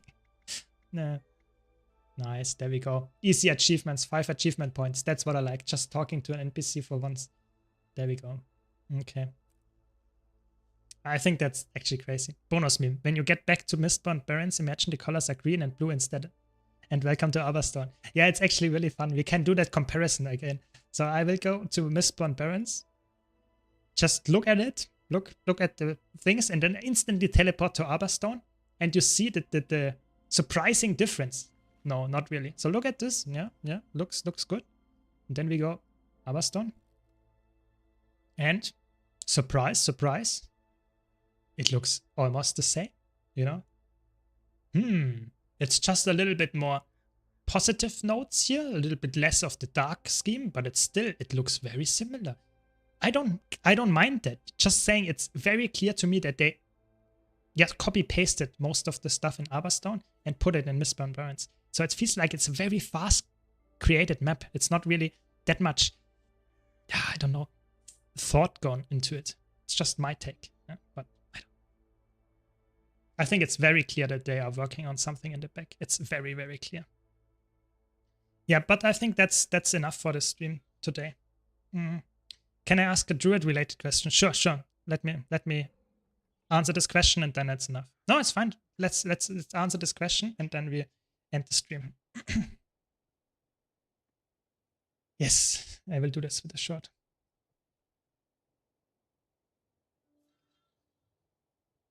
So, Cow, let me know the question and then last question of the day and then we will finish.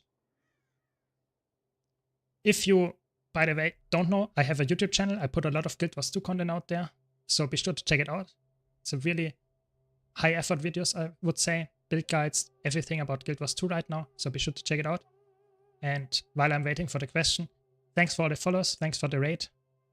Errol, thanks. And also thanks for the subs, really appreciate it. Was a fun stream, and I hope you have some fun as well, listening to some bears. So, really important. Okay. You go into Astral form for boons, right? So what do you do exactly when the team gets low, but Astral isn't because you need it for booms? So, typically on Druid, I can show it to you. You use your combo fields on staff. So, putting down your staff 5, and then using your 3 skill on staff to actually get some water field plus. This is the first thing. Where is my Druid? I have so many. There we go. That's the first thing. Then you can use your regen passively ticks in the background because you should have 100% regen uptime. You can, of course, use your healing skill. So this heals a lot. So that heals yourself more than you would heal your allies. But if you're in Astral form, it heals way more for your allies. You can use your Glyph of the Stars with pulses here. You can use, because of the traits, you actually get some healing when you use your Beast skill.